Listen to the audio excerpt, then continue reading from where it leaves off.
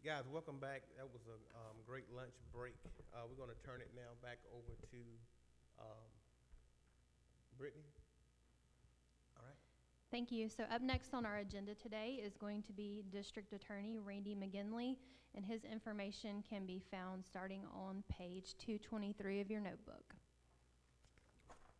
Thank you for having me today. Thank you for being here today, sir. Of course, I will. Feel free to jump in, interrupt any questions. I'll be glad to answer anything. You guys probably have an idea what I'm mostly going to be speaking about. When Mr. Carter and I came before you guys, and I know Mr. Carter's here, and I'm planning to stick around for his presentation because this is something that we're jointly requesting as far as salaries for the ADAs and the assistant public defenders.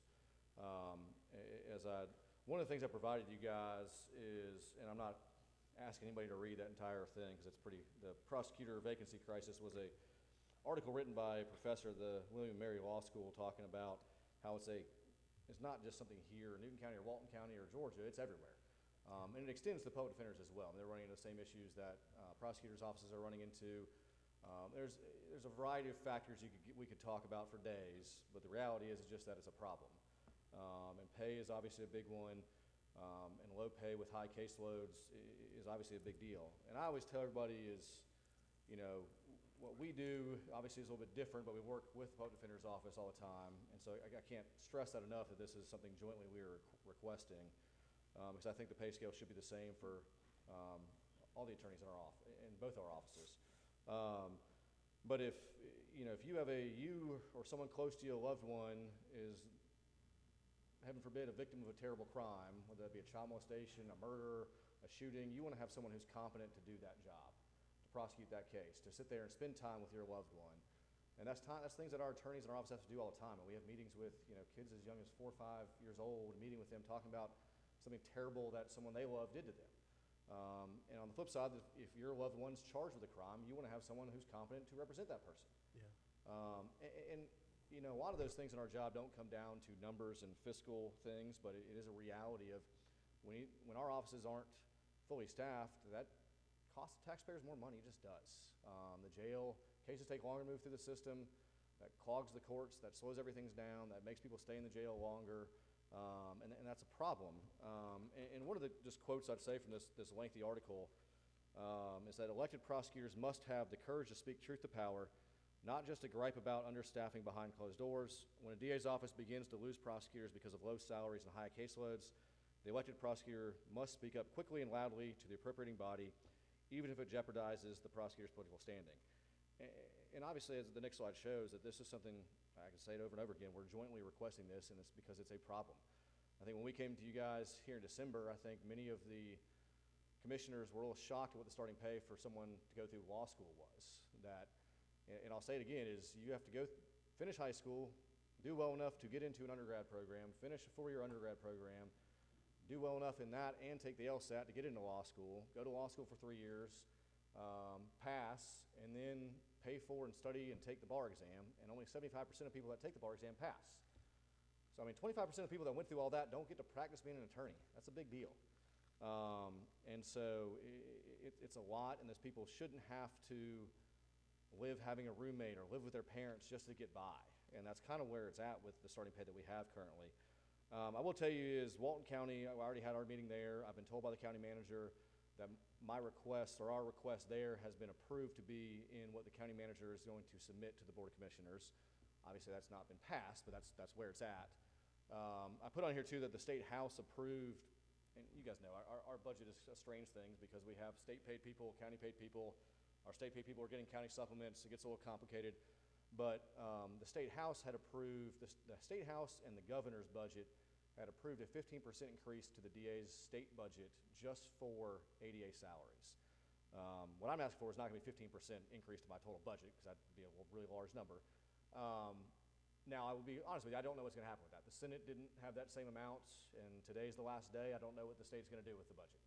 I would hope it wouldn't be just the cost of living increase because, again, we're asking for a very large increase on the state side as well. And one of the things I think I said back in December is I've brought this to the board's attention every time I try to come before you. If you look at slide number 7, which is on page 4, it's kind of hard to see. You may have to hold it up a little bit closer. But I broke down what budgets and populations are in other counties around us, near us, like counties, and just showing how much it costs for prosecution per citizen. And obviously there's some differences there. Like we're, Albany, Doherty County, they have less people than us. I'll go into, I grew up in Albany. They had 85,000 people. They got about 25 murders a year. So Albany's, it's a mess at times. I'll tell you here, we opened 13 murder cases in 2023. I don't recall the last time we opened anywhere near that.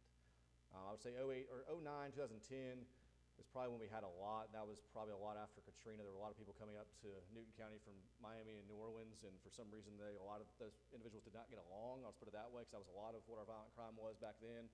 But it kind of went back down and has gone back up pretty strongly. Now, in fairness, one of those happened 7 years ago in Porterdale, so it didn't happen recently, but still just another case that we still have to deal with, though. And I've been losing people. I know Mr. Carter can talk about his side of things, losing people to other counties. And a lot of this all started after COVID. Is Fulton County came in and the new DA asked for 20 new ADA positions mid-budget year. And they have 4 grades, and they got 10 ADA 3s and 10 ADA 4s. I'll tell you, the ADA 4s make more money than I do. As the elected DA in a circuit with 225,000 people, some of the assistants in Fulton make more than I do. And so that's 20 new high-paid positions that just were created out of nowhere, and that really has hurt the entire state. And that happened on the public defender side too, and that's just really hurt the state. I've lost people to Rockdale for $20,000 more than what they were getting paid here, to Rockdale. And I know we've talked about pay studies and things like that before. My concern with that is none of these counties are going by their actual pay scale. They're just not. When you've got 5 vacancies, you got to hire somebody, you pay them what you got to pay them to get them in the door. And so your pay scale isn't really going to show the reality of what they're actually paying people. I know the solicitor's office, which is, they prosecute just misdemeanors. We don't have that here, but a lot of other jurisdictions do. In Fulton and DeKalb, someone's getting paid $100,000 fresh out of law school to prosecute just misdemeanors. I mean, I think there's obviously some quality of life here in Newton and Walton County. And those are the people that are here, have been here 6, 7 years, have families. But you're fresh out of law school at 26, 27 years old, $30,000, $40,000 more, you don't care about the quality of life. You look at $40,000 more, you're not even going to consider here. And we've gone 6 months at a time without any resumes. We have 20 open murder cases currently. 12 of them were just open. I may have said 13 earlier. I think it's 12 were open just in 2023. Now, that's a good thing, is that we're getting through a lot of the older murder cases. We have 1 or 2 that are older that it's not anybody's fault, really. It's that big gang trial going on in Atlanta. The attorneys represent people on that, and they just can't come try cases here. So 111 open serious violent felonies and felony sex cases. As you can see on the next slide, our caseload keeps growing here in Newton County. 2021 was about 2,900 cases. 2023 was 3,400 cases. If you break that down, if we were fully staffed, every ADA would open 262 cases a year. And I break that down because there's about 245 working days a year. If you're trying a murder case, we had a murder case that we tried here in Newton County about a month and a half ago. Jury selection started on Monday, closing arguments, and the verdict were the following Monday. You just spent that entire amount of time not being able to look at a single other case. And you have more cases than you have days that you can work. So I say all that is, I proposed a whole new pay scale for ADAs and assistant public defenders.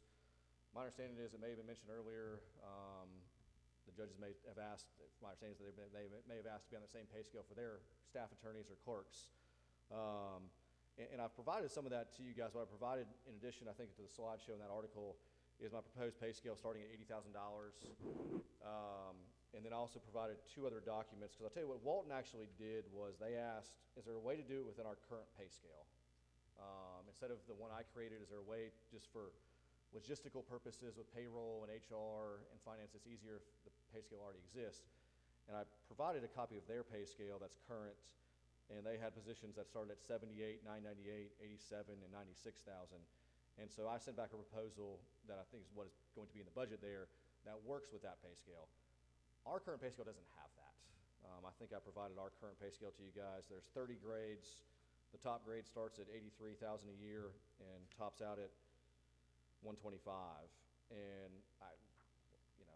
there's different things about different pay scales. Having only 10 steps means that every step increase is a 5.5% increase, which is a big ask anytime you're asked for a step increase. The more steps you have, it's a much easier budget hit for the county. If you're only asking, if it's only a 3% raise for a step increase, it's a much easier number to swallow than 5.5%.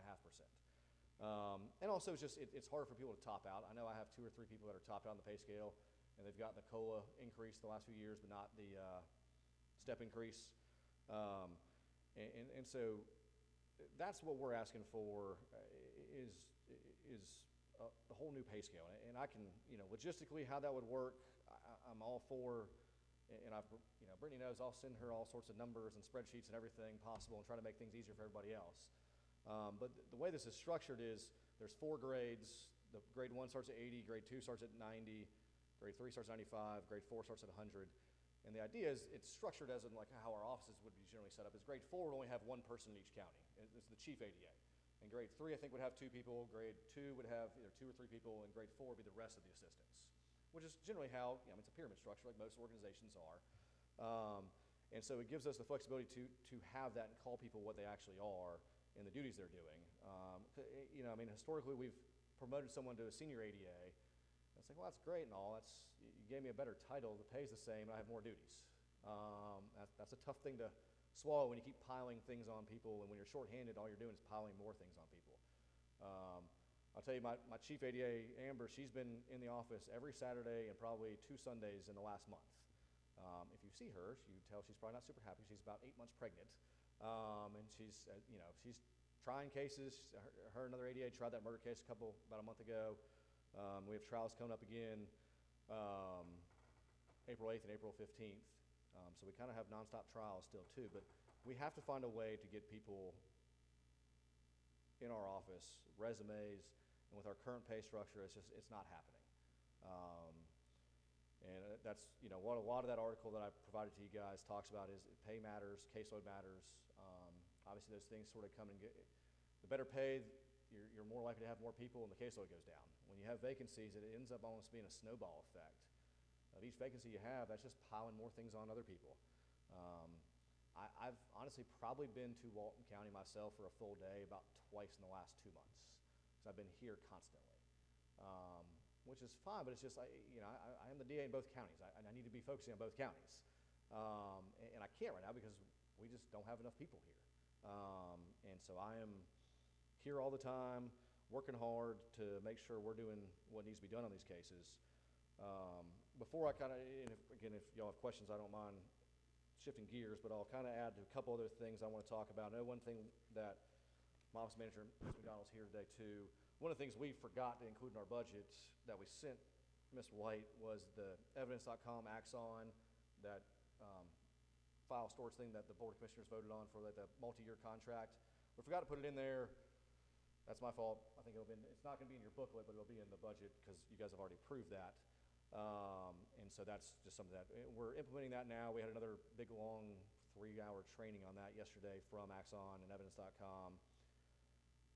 I've talked to, I don't know if I had much to say. I know Brittany and I have briefly talked about, I've talked about some. Milton is the finance chair up in Walton, and I brought it to their attention because one of the questions was, what if you have one pay scale for the ADAs? How does that work when you have 2 counties? One county gives a 4% cost of living, the other county gives a 5% cost of living. How do you make that work? And so I thought of the idea, because a lot of judicial circuits do this, where they have one fiscal agent for the county, or for the circuit, where County A pays everybody. County B, A and B figure out what percentage they are, and B refunds A or reimburses A every, pay period or every month. I'm not sure how it works. Now, I would just be asking at some point, and Milton and Walton said they probably couldn't do that quickly enough to be for July 1, but it's something that we can look and work together in the future. So I just say that as some future thing. I won't talk about it too much because it's not something we really need to focus on now. I know there's other things. I think I also include in the budget, one of the positions, our investigative assistant position has been ARPA funded for a number of about 2 years. Or shoot, I guess about 3 years, 2024, isn't it? And I think a lot of those ARPA funds are coming to an end. And so I think we're going to need to have that position added to the budget that won't get reimbursed from ARPA. That position is a very crucial position for all our investigators. When I've been down, currently, you know, on a lost number of ADAs to Rockdale and DeKalb and other circuits, and private practice too. And look, I'm not gonna be able to compete with private practice, and I'm not asking to pay what Fulton's paying. You know, starting at $80,000 is still 20% lower than what Fulton's paying. And what I'll tell you is, it just historically where those numbers fit is when I started here in 2011, starting pay was $50,000. It's now, I think, 61 or so, and some change on the pay scale or something like that. It was $50,000. Fulton was paying 56 fresh out of law school. So $50,000, 56. That's, I guess, 12%, right? I mean, now it's 61 and $100,000. And so, look, again, I'm not trying to say we need to be Fulton and DeKalb. We don't need to be Fulton and DeKalb. We don't. But when we're here, that's one thing. When we're here, that's a whole other thing. And that's where we are. I think Mr. Carter probably has better examples with Fulton and DeKalb, I think, for some of the folks, because they've started paying people crazy amounts of money too. And so that's just the biggest thing we're asking for, is the ability to pay the ADAs what they deserve to be paid. And what I've proposed, and I've sent the actual full spreadsheets of where, you know, you prove this pay scale, where each person will be placed on that pay scale. Obviously, they wouldn't go lower, because, you know, I have people that are paid more than $80,000, obviously. But obviously, they would be whatever the next step in whatever position they would be in. So there would be an increase, obviously. And I think the numbers I'd sent, Brittany, I forget what the total is. You know, it's not a small amount of money, because some vacant positions, if the vacant position is starting at 61, and we're asking that to start at 80, that's a pretty big increase just for that position. And so, you know, those numbers, it's, like I said, I want to say it was around $160,000 of salary. That does not include some of the employer costs. Now, the employer costs, you know, already include insurance and things like that, so it would be some of the FICA and other things, but it's still an increase to that amount. But that's really what we need. We just need, you know, crime's not slowing down. The administrative office of the courts did a study recently or last year saying that the Alcovy circuit is projected to be the 5th fastest growing circuit in the state. Somehow Henry County and Forsyth County are still, I don't know where they're putting people in those two counties, but they're still projected to grow like 15%. I think we were projected to grow about 9%. And so it's not going to slow down. Y'all know, you know, there's good things with growth. There's also some bad things with growth. And the violent crime is not slowed down. I'm sure you guys see the news and hear about it. The sad part about it is the violent crime growth ends up being just younger and younger people, and it's sad. It's hard to deal with. You know, you got a mom who's coming to you crying about their son who's going to prison, and you don't like doing it, but you know your son has shot and killed somebody. There's only so much we can do at that point. And you know, obviously our office is heavily involved in a lot of those drug court, mental health court, things like that, trying to do things that can help with that. And I wish it would go down, but it's not going to. But you know, I think we also, one other thing that we asked for, sort of bigger item was, that's right, when we lost some ADAs, I had to transition I moved a victim advocate position into a new position called a trial assistant. That basically their job was to take a lot of work off the ADAs getting ready for trial. You know, historically, when you're getting ready for trial, you may have a trial that has 200 exhibits that you have to present. You know, you're the person at the ADA, you're numbering the exhibits, doing, I mean, all that work, and trying to take those things off the ADAs to allow someone else to do that. But that also means I lost a victim advocate. And if you saw somewhere in here, I have the numbers. If you take away the drug cases and the probation cases, which are usually the cases that don't have probation violation drug cases, they don't typically have victims. You know, if someone possesses cocaine, my victim advocates don't do anything with the case because there's no reason to. But you know, with the numbers we have of cases, it still comes out, even if you take those cases away, to about 500 cases a year per victim advocate. And look, I mean, some victims want to know a lot more about what's going on in the case. Some victims don't care. I don't know how else to put it. You have some victims who get shot that don't want to hear from our office. You steal someone's lawnmower, they're probably going to call us 100 times, wondering when they're going to get their restitution for their lawnmower. But they're legally, I mean, those are the victim services things that my office does. There's a crime victim bill of rights that I have a statutory duty to make sure we follow, and there's also Marcy's law from a couple years ago that you may remember. There's a constitutional duty that my office must do. So, you know, we have to handle these cases appropriately, and having the resources to do so would go a long way to that. And I'm willing to work with everybody and anybody on how to best do that. I've spent a lot of time on this proposal, and I think it's a good one. It'd be able to place us in the pay scale I've created If there's some other way to go about doing it, I'm all ears and willing to help. Thank you. 8 minutes earlier, so. Unless y'all have questions, I'm more than happy to answer any questions or let Mr. Carter start early.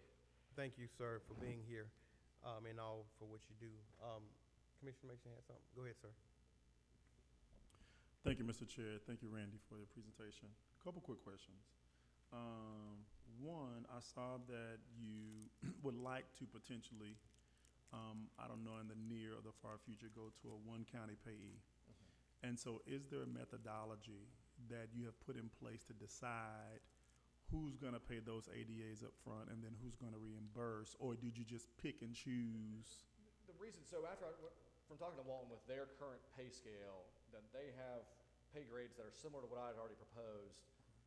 And also I also have less people in Newton currently that are ADAs, and I would only want to do this for ADAs because I have office manager, well, she's a state employee, but legal assistants, investigators who've been here 20, 25 years, and switching them to a different county in their retirement, I can't ask them to do that.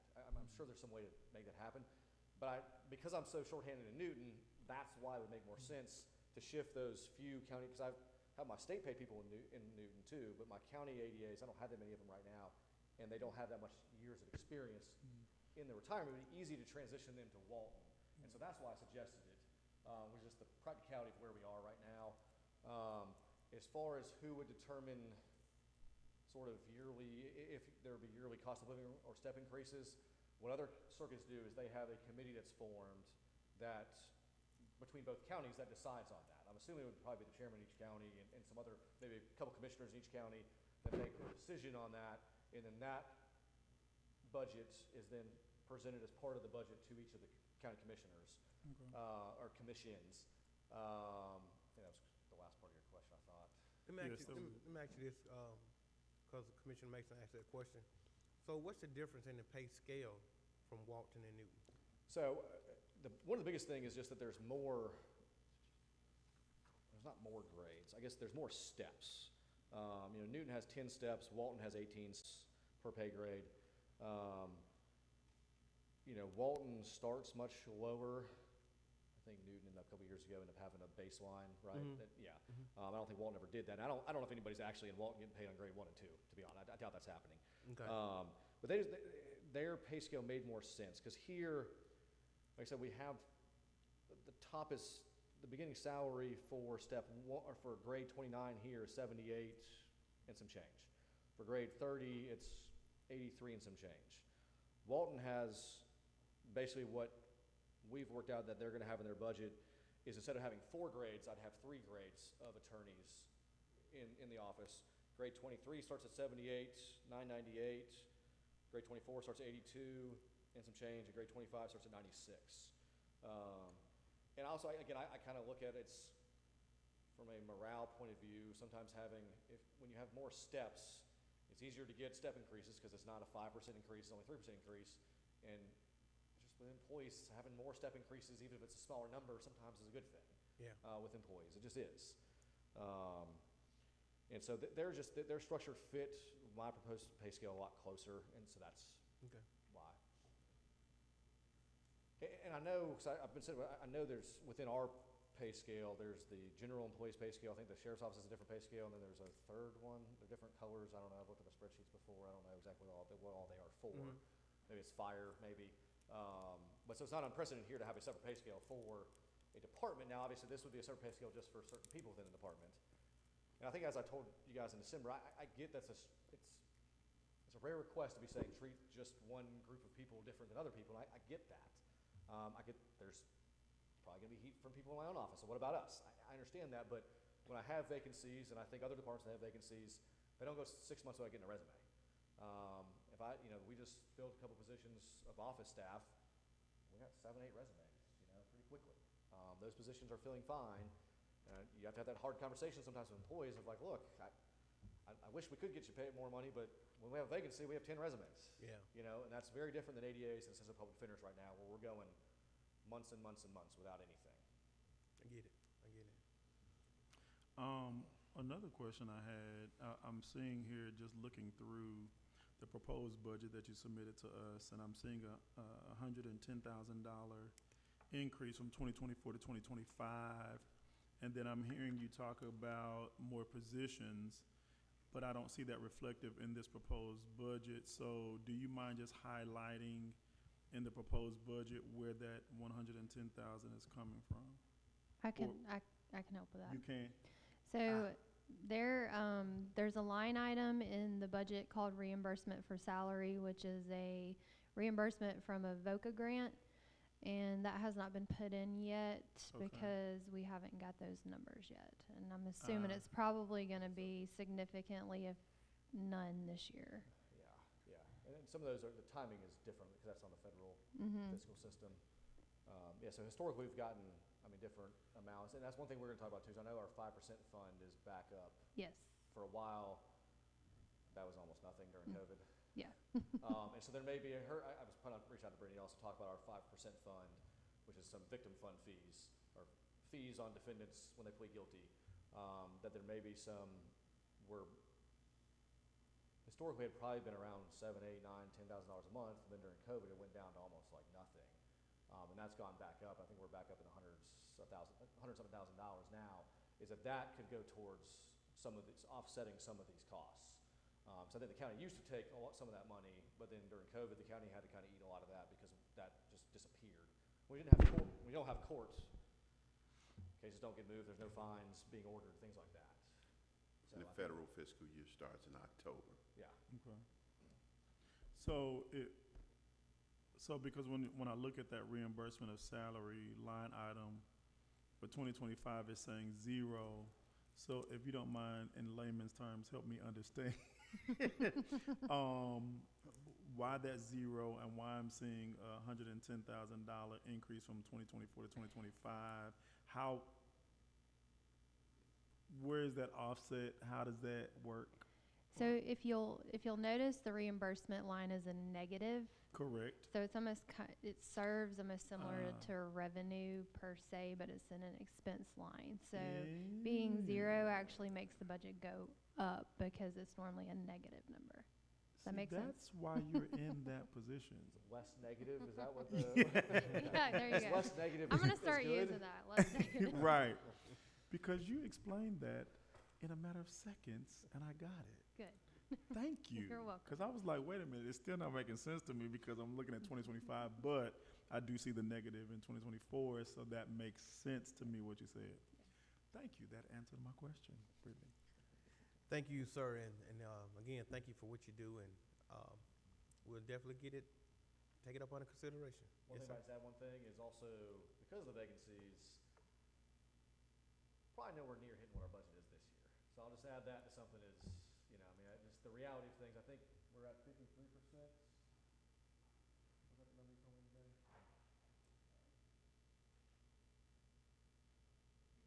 58% of our budget, and it's April.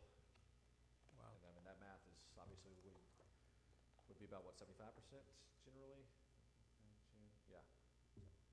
Thank y'all. See you soon, then.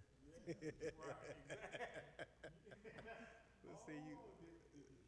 Yeah, see you soon. Yep.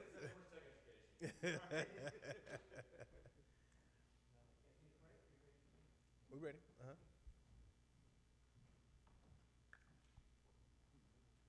Yeah. You know what I mean? Yeah. Thank you for being here today, sir. Thank you so much. Thank you. Brittany?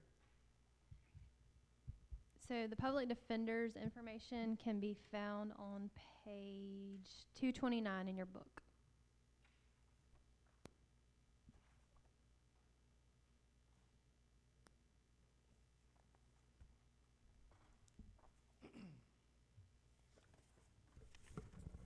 We're ready for you, sir. Good afternoon, everyone. In case you don't know me, my name is Anthony Carter. I'm the Chief Public Defender. I say that kind of jokingly, but I think this is my 20th budget presentation in Newton County in a row. So, I've seen a lot of commissioners, I've seen a lot of chairmen, I've seen a lot of people coming through, but I really do, honestly, I enjoy being here with you guys. I feel like I'm among friends. I feel like, that you guys understand me, you understand our office, and I really do appreciate that. In those 20 years that I've been asking for budgets, I've tried to be very, very conservative. You will notice many, many years I'm not asking for anything extra. Out of those 20, you could probably see 15 that I haven't asked for anything extra. This year is significantly different, and it is because we do have a problem. The issue with the prosecutors is also an issue with public defenders. I am literally drowning personally. I was over in Walton County this morning. I had a full calendar with Judge Wynn, and I left 3 cases there with somebody to deal with. So a client is going to be going up in front of a judge with a person he's never met before because I wasn't able to be there. That's happening a lot. One of the most important things that you can give to a client is your time. And we do not have that because we do not have the staff available to do that. I very much support this proposal. It is a joint proposal by the DA and the Public Defender's Office. It is a lot. We are asking you to jump our base salary from $61,000 to almost $80,000. We are not asking again for Fulton or DeKalb numbers, but at least we're asking for Rockdale, Butts County numbers. And when I say Butts County, it's a sore subject for me right now. Last year about this time, I hired an attorney, and I was in the middle of a trial, and Carmen, my office manager, said, hey, she wants to come, and she wants to come here, but she's got an offer for $70,000 at another place. And this is a Walton County, and there they only, the starting salary was $64,000. So I said, offer it to her, get it to her, and we'll figure it out later. I got in trouble, of course, with finance for offering a salary that wasn't allowed, but we worked it out. But unfortunately, what we had to do was I had to get rid of a position. I had to liquidate a position in order to find money for that, to hire her. She stayed with us for about 6 months, and I trained her myself. I took her under my wing. She could not find a house to buy here in Newton or in Walton. That's where she was looking. She was not able to find a place. She finally ended up buying a place in Butts County. I sent her to a training to help her be a better attorney. At that training, she met the Circuit Public Defender from Butts County, and long story short, I no longer have that attorney. So I went through all of this effort, all this time, and I am without an attorney. That's happening over and over again. And I just want to be competitive. I just want to be able to tell somebody, come to Newton County, come to Walton County. You can start a family here. You can do everything you want to do here, and you don't have to worry about money. And it's so frustrating. Just last year, Fulton County offered my third in line, not my chief assistant, but a senior assistant, offered my senior assistant $146,000 to go work in Fulton County, which, if you can figure out, that's more money than I make. So that's frustrating. I was able to get him to stay, but I had to tell him that I will find some more money for you. Obviously, not $146,000, but I'm working with all the county managers in order to try to find some money for him. But that's what I've been doing for years now, is just robbing from Peter to pay Paul, liquidating salaries. And that's one of the requests that I have in this budget, is that I had to liquidate a fairly large salary in order to give some people money to either come here or stay here. So I lost that position. I'm asking that I be able to keep that money that I liquidated, but also I'm asking for that position to be funded again so that I can hire another attorney. At this moment, I have 2 people who would be interested in that position. And I've spoken to Mr. Cooper about trying to get some type of authorization to let them know we believe this position will be open as of July. And I'd like to work on that, but I can actually fill that position if I can get it back. So that's actually encouraging. That's kind of a change. We are also asking, as Mr. McGinley is, for some support staff. We're asking for a paralegal and 2, again, trial specialists or trial assistants who can take some of the work off of the attorneys. A lot of the stuff, we do not have the clerical, the support staff to be able to do for the attorneys things that they need done. Just basic things, copying, typing up motions, things of that nature. Those are support issues that we really need. And so I am asking for, I've never in all my history here asked for 3 positions in one budget, but I am. I'm asking for 2 trial assistants, a paralegal, and I'm asking for that position to be reinstated. And am I different from anyone else? Am I more special than anyone else? No, we're not. But the judiciary, the DA's office, the judges, all of us have felt this pinch. And to be honest, the judges have taken assistant public defenders and assistant DAs as law clerks because they are feeling the pinch. They can't find people to work for them either. But crime is not stopping. Today, when I came into the office, there were 12 new applications in Walton County.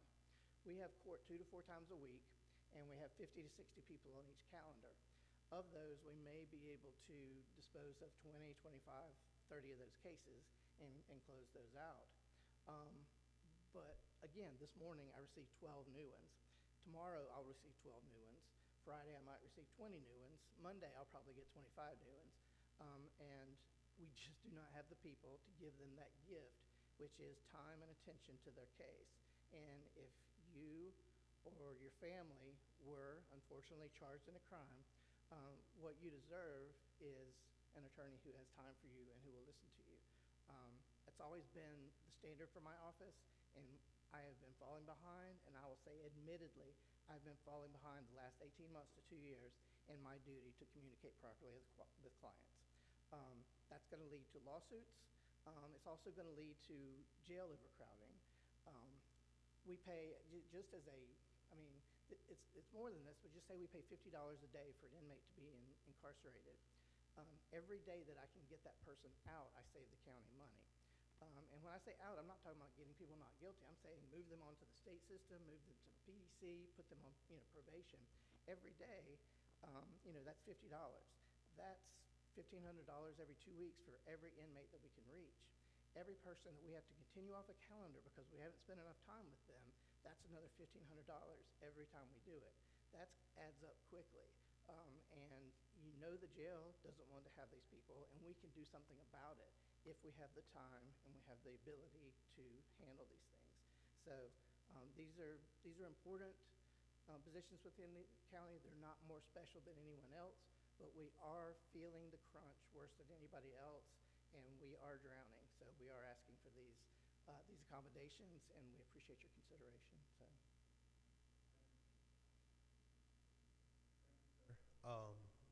Any questions, Commissioner? Go ahead, Commissioner Mason.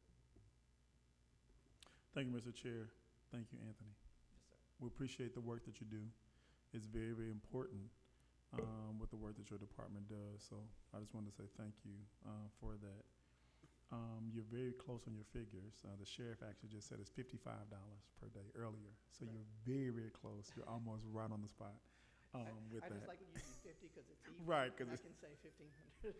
Right. So he just told us today that it's 55 It per is. day. It So you're almost spot on with your calculations with that. And so I think it is imperative that we do our best to take preventative measures as much as we possibly can to try to assist our community when they get into these types of situations.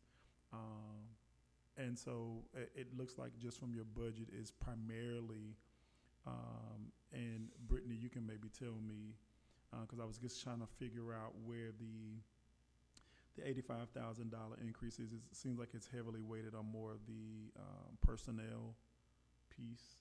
Is that accurate? Okay, because when I'm looking here at the figures, that's where I'm seeing the increase between 24 to 25 is more centered around the personnel. So the paralegal and the 2 trial specialists or assistants, that increase in your budget will kind of help, not additional attorneys, but just the paralegal and the 2 trial specialists will help you with the volume that you're incurring every day. And that would give the attorneys, instead of filling out a form or Okay. typing up a motion, it gives them the opportunity to be at the jail or in the office speaking with clients, you know, and again, I, it drives me crazy to go into court and say, hey, I'm Anthony Carter. I know you've never met me before, but we're up for a motions and status conference today. I'd like for you to consider taking 2 years in prison, you know, based on the fact that I've looked at your case for 2 minutes. I can't stand that. And that's what you hear about other counties, you know, larger counties or bigger cities. You know, you think in New York, you think, oh, I'm just going to go in and my public defender is going to say, hey, why don't you take a murder rap or whatever, you know. That's never been the way we wanted to do things, but I need more attorney time for clients. And that's what this would do. That's what these positions will do, is take some of the work that we Yeah, some of the administrative some of the work. administrative stuff away so Right. that we can focus on clients. Makes sense. That's all I have, Mr. Chair. Thank Thank you. you, thank you, thank you, sir, and thank you so much. I will let you know that Chairman Thompson has called and expressed the same needs that you guys are expressing. So I don't know if he told you he would, but just to let you know, he did, and he actually brought it up. Was it yesterday? We was in the meeting yesterday. Correct, it was yesterday. Yeah. So yeah. My understanding from speaking with people in Walton is that there is no serious opposition to what we are proposing in Walton County. Well, there's no opposition that I'm aware of at all. The commissioners that we spoke to during our budget meeting were very supportive, and we've had no pushback from anyone. And I do believe that it's going to be included on the county manager's proposal for the full pay. So. Okay. All right. Well, listen, again, thank you so much, and thank you for being here today. Absolutely, thank you. Nice Thank to you. see everybody. You too. Thank you. Take care. Thank We'll you, sir. work on Thank 21 you. next Thank year. you. Yes, sir. All right. Recess.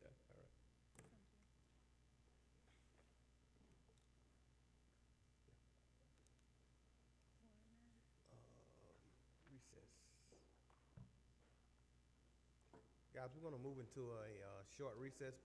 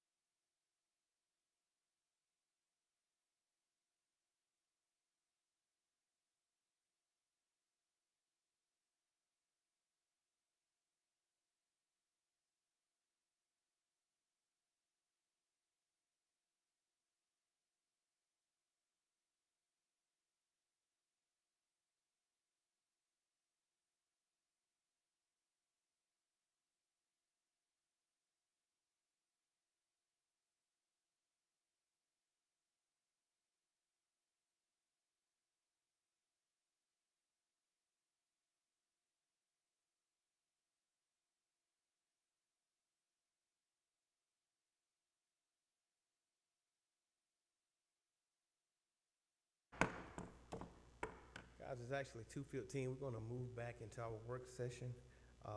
Ms. Brittany? Thank you. So we're going to move on to our appropriations section of our workshop today. So we're going to switch books. So you'll be in your blue book now. Our first presentation today is going to be from Alcovy Casa. So I'll just kind of mention this book is going to be a little different than the book that you were looking at. You're not going to see the line item budget, obviously, because these are appropriations. So on page 1 of your book is a synopsis of all the requests from the appropriations that we'll be presenting today. The top appropriations are appropriations that we've been appropriating for years. The bottom 3 are appropriations that submitted applications when we opened up the application process in January timeframe. And they submitted applications via the website. So we'll start with Alcovy Casa, and they can be found on page 2 of your notebook.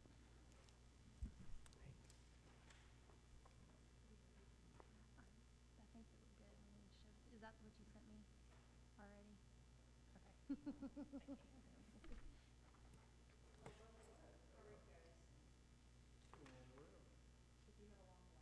Thank you.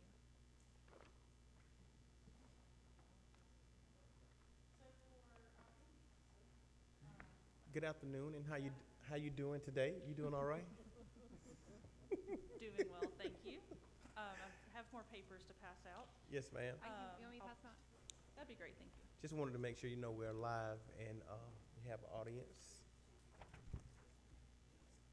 Yeah, thank you. So you guys are very familiar with Alcovy Casa and what we do in our work with children that are experiencing foster care. We run on the federal fiscal year, so as far as projecting forward, all I can show you is where we are at about our 6th month in our year and how we are spending the money. In the past, we have used a good bit of funding for a lot of the extras that we were able to put back into Newton County as far as recruitment of community members to be CASA volunteers. With the lack of funding in the federal government and the BOCA, the Victims of Crime Act fund, a lot of the Newton County funding has gone towards a portion of our staff's salaries.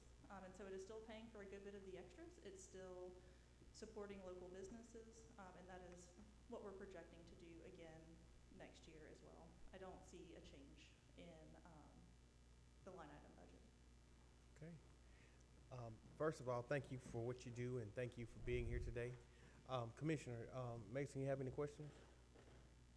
I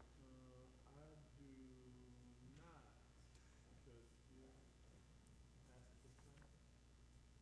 Pretty much. Well, thank you, sir. And thank you again for everything that you do, and thank you for making a difference in these kids' lives. And so, thank you. Thank you for helping us do what we do. We appreciate you. What also was passed out is we're doing CASA in the community. CASA was chosen by Leadership Newton County this year to be their beneficiary.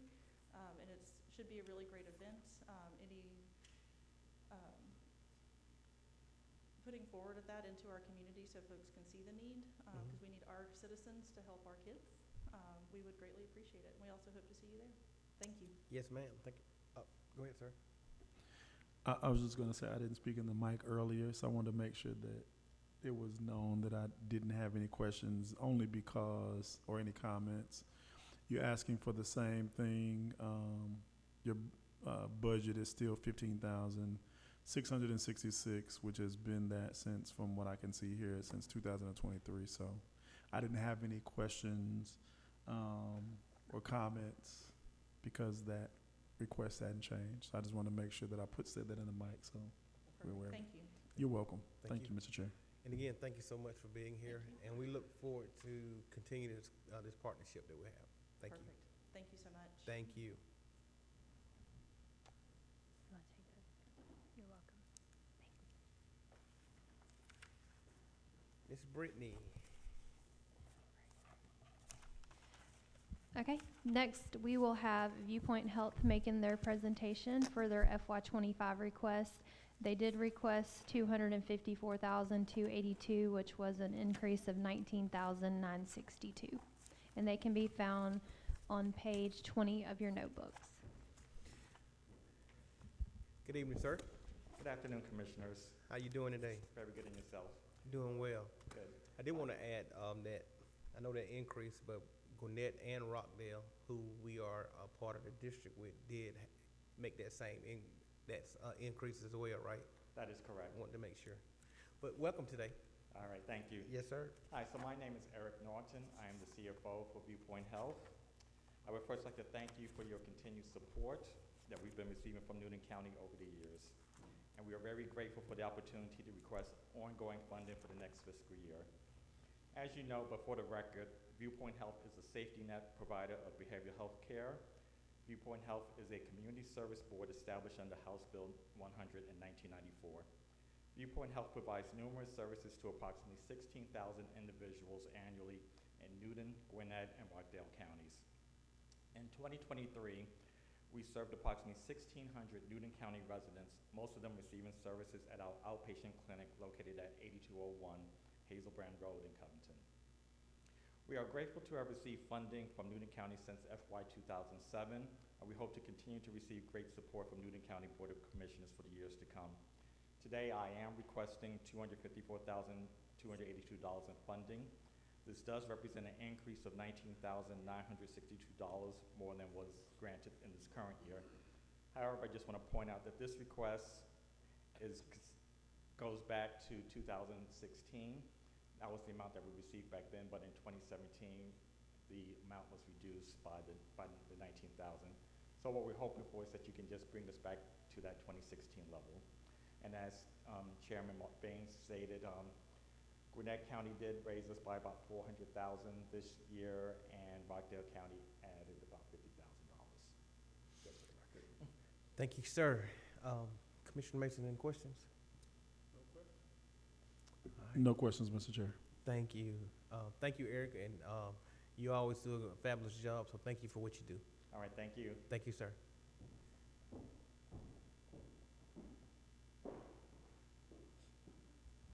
Ms. Brittany. All right, up next we will have Highway 278 CID presenting, and that information can be found starting on page 86 of your book, and they are requesting what they had last year, which is $30,000.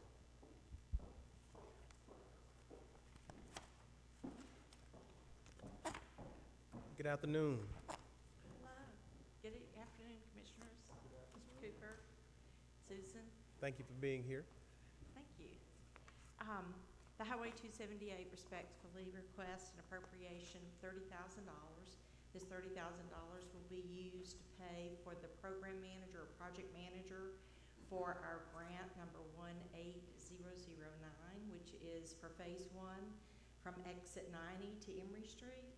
Will also be used to fund the grant for phase 2, which is project number 19217, and that's for the PE design there.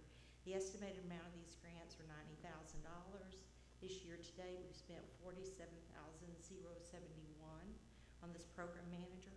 We've asked the City of Covington to match the $30,000, and the CID includes a $30,000 as well. Through the 6 years that we've had the CID, we've increased the tax digest for the parcels within the CID by a little over 32%. That does not include this year's numbers. I just got the updated numbers today, so I did not include them in this summary. We have received 3 grants, one for the PE for phase 1, one for the right-of-way for phase 1, one for the utilities for phase 1. The funding has been programmed, and then we will be applying with the tip solicitation due May 4th, for the construction grant for this phase. We have received the grant for the PE design for phase 2. We've just received the notice to proceed from the Federal Highway and GDOT, and we have advertised our RFQ for the design team to do that project for us. The request we have from you today is the $30,000, which is an appropriation for funding, and we would like for you to continue to support the $320,000 commitment that you made for phase 1, And when I apply for the tip solicitation, I will have to come before the board in April and ask for a continued letter of support for that. And then also, we were able to secure $1 million in SPOS dollars from both the Newton County Board of Commissioners and the City of Covington. And the CID will set aside $1 million to match that as well. And we ask that you continue to fund those dollars. Thank you, ma'am. That keep us in partnership with the CID and the City of Covington. So thank you so much. Commissioner Mason, any questions? Yes, sir. Thank you, Mr. Chair. Thank you, Thank Ms. you. Kathy. If I have any questions, y'all have my contact information, and we'll be happy to. I think he has one I question. do. Yeah. Oh, I have a okay, question. okay, I'm sorry. No, you're absolutely fine. Thank you for this, and thank you for the CID.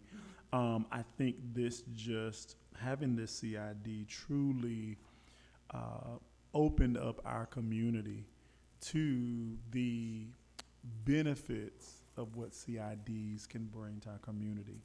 And you know, I've been really trying to work to get an additional CID on the west side as they're expanding the Salem Road.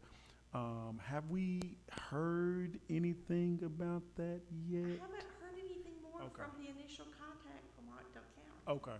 Okay. So that was, I mean, they just asked me if we'd be receptive, and I said we'd work with them however we possibly could.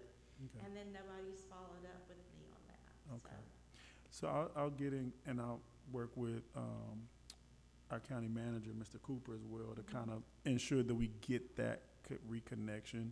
Because I think it'll be great since they're expanding it. And then, of course, I recently heard that that project has been now moved to 2025 as far as construction.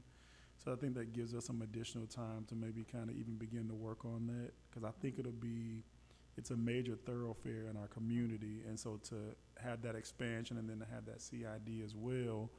Now, if by some chance I'm not going to say if, when we are able to get that implemented and we have those businesses on that corridor that are open and receptive and want to support that CID, would that be a potential increase in what we're giving now for the current CID? It would not increase the current CID. Okay. It would be, Well, it probably what will happen is it will be a separate CID for that area because the CIDs have to be connected contiguously. Okay. So we'll probably create a second CID in the Salem Road area and get the property owners to decide what those boundaries will look like, what that name will be, and of course working with your team here as well. And but you will probably begin to have requests from them for similar appropriations that we've asked here. One thing is the Highway 278 CID is this board chose to focus on road improvements and property tax increases. I mean, you know, upgrading the properties and that sort of thing, and we've done that successfully. The GDOT just moved the project let date from 2028 on their project to 2026, and we're hoping that they will match the CID project at the same date. If not, it's set for 2028, so you know it'll all be done right together. But there are other things the CID can do, and I'm working with some of the other existing CIDs around the state of Georgia to find out what those opportunities are. We're currently working with Economic Development Office, their retail advisories, and City of Covington and the EMCs to help bring in better contacts for tenants for these property owners and trying to improve the quality, fill the needs of the request of some of our citizens for, I mean, we've got a new Olive Garden that's done a project, that's a direct request from the citizens. So, but it's taken us several years to get to the point to bring them here and to find the right location for them. So, and I think that same sort of thing will happen out at Salem Road because I need to talk to Chester, but I believe that your road improvements will have in them something very similar to what we're trying to retrofit here on 278. Okay, so good. I think you'll be like one step ahead of us there. But, okay, good. I'll get with Chester and confirm that and let you know for sure as we move forward. Okay. Well, thank you so much, and thank you, Mr. Chair. Thank you. Thank you. Thank you so much for being here. And if Sarah's next, you might want to take somebody before her because she's at the STEM Okay. office. I didn't think she needed to be here until 3. So. Okay. Well, we're going to take a recess. Okay. And so we got to give her time to get here. All right. Thank All right. you. Thank you. Guys, we want to move into a recess for a few moments.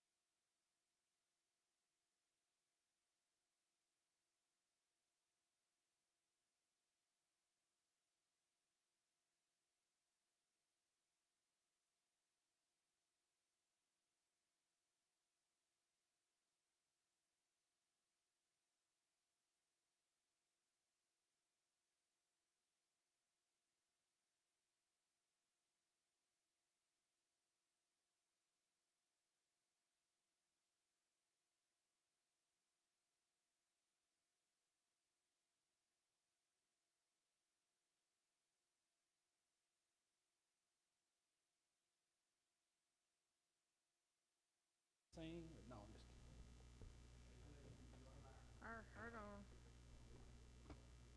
You do your thing, boss. Give me just a second. Switching books.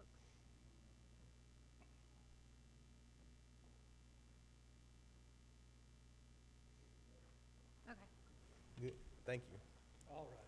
Hold on one second. Apologize for my tardiness again.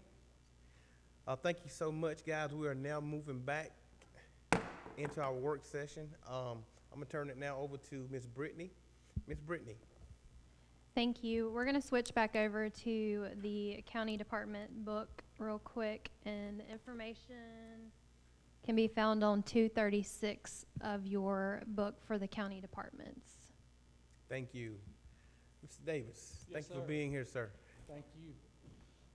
The coroner's budget is pretty straightforward. If you take a good look at that, the increase there in the regular employee, I want to explain that to you just a minute if I can. I think it was 4 years ago, elected officials received a $5,000 increase across the board.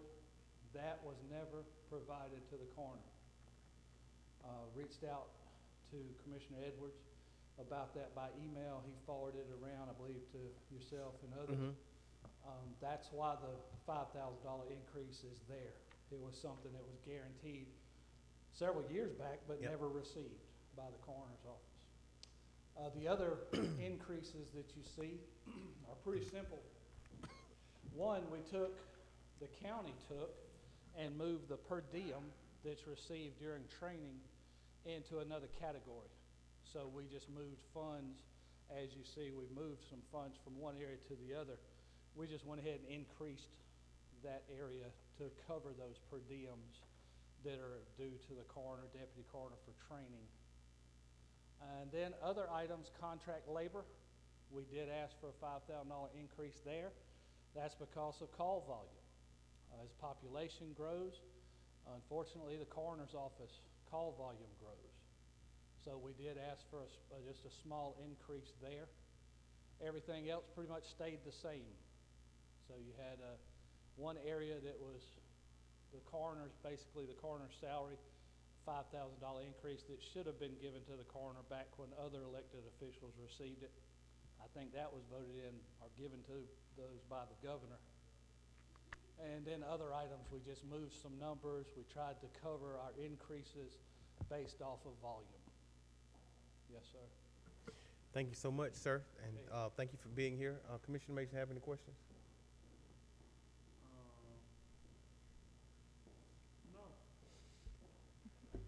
No, sir, Mr. Chair. Thank you. I don't have any. Thank you. Looks pretty straightforward to me, and I think you've kind of explained where those increases are and provide us with a justification of why you'd like to see those proposed increases. So. Right. Yes, sir. I did have one question. And I know that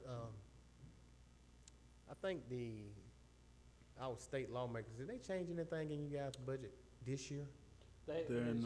We'll know at the end of the day. That's right. Yeah. There's there is actually a proposal, budget. right? Well, it's going to be passed, I believe. The last word I got. Yeah. If it does pass, then we'll have to sit down before July 1st and revisit this budget. What they are doing is they are allowing for a salary to be placed for the coroner and for deputy coroner to be a regular employee of the county as far as a salary goes. That's what I thought, yeah. So what we'll have to do at that time is sit down and determine, since I'm already a regular employee, the salary would increase based off of what the law says. But the regular employee salary for a deputy coroner, we would have to sit down and determine just what that is to be. Also, if there are any, if there are any benefits that are going to be offered to that person. Those are decisions that we'll have to look at and review. We'll have to look at the law that passes and see exactly what it says. Yeah.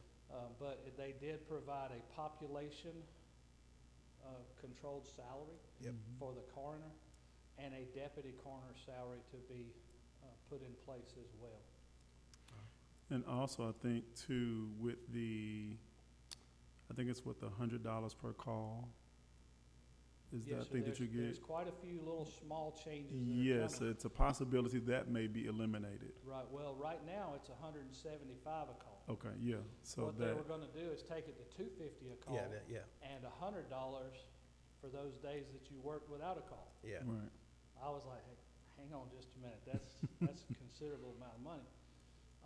But the salaries that will be put in place will take, and I've already thought about how to determine and how to propose a deputy coroner's salary to you, if that's given us an opportunity to do so. The law may set it, but if they give us an opportunity to do it, my suggestion is we go back and look at historical figures. We go back and look at what they have been making, in this case, the one person, but what that deputy coroner makes historically over the year based off of that 175 per call fee that's required by law at this time. All right. So and it looks like the last word I got earlier today was that looks like it's gonna pass. Oh, yeah, I was told that it would, so, yeah. Right, yeah. So we'll see, and we'll sit down and do what's best for the county as we always do. But if that becomes something that we have to get involved in determining what that salary will be, we'll just look at historical figures. And it won't be difficult for us because we've got all that documented. All right, sir. Well, listen, thank you so much, and thank you for what Yes, you sir. do. Apologize for being tardy at this meeting here today. We'll, Thank y'all very much. I appreciate y'all more than you know. Y'all look after me. I try to look after y'all. So We're just glad to know that we was able to see you arrive. see, That's here right. I am. Yeah. that's in right. all my glory. Yes, Yeah. sir. I appreciate y'all. Thank you. Thank you, sir. Thank Greatly you. appreciate you.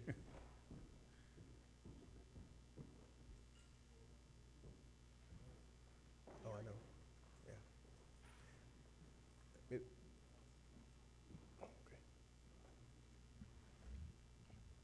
All right, we're going to switch back over to our appropriation book now, and we're going to have up next economic development. Their request for FY25 stays the same at $350,000.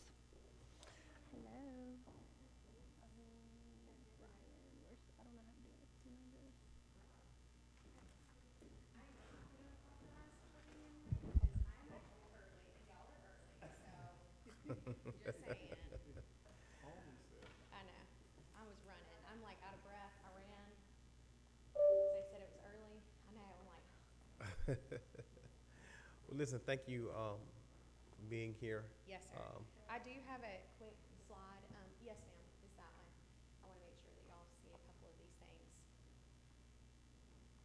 While Miss Brittany's pulling this up.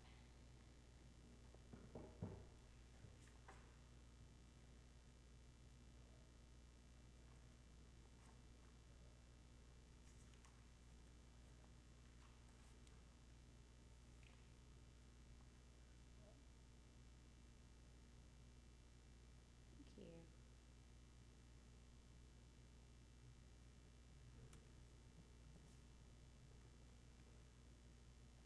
Do you have a clicker or no? If you don't, is that it?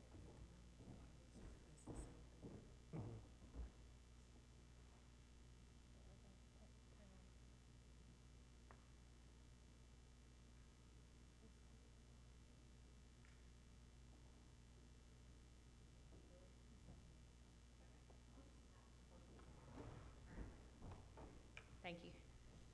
Ready? Thank you. Yes, All right. ma'am. Chairman, Commissioner, Good afternoon. and County Manager, Ms. Nolly. Great to see y'all this afternoon. Thank you so much for the opportunity and the time to be here. As Ms. White stated, we are requesting a continuation of our existing amount for our appropriation at $350,000 for our annual services. As the Industrial Development Authority, one thing I just want to take a second and share is that the Industrial Development Authority was established in the early 1950s. We are a constitutional authority, and this was stated from 1964 in our bylaws, but also remains our mission and goal today. And so it is something that we work toward every single day within the office. And if you'll read here, but if you'll give me a moment, Our main mission in the Industrial Development Authority is to promote and expand the public good and welfare by industry and trade within Newton County by reducing the unemployment rate to the greatest extent possible.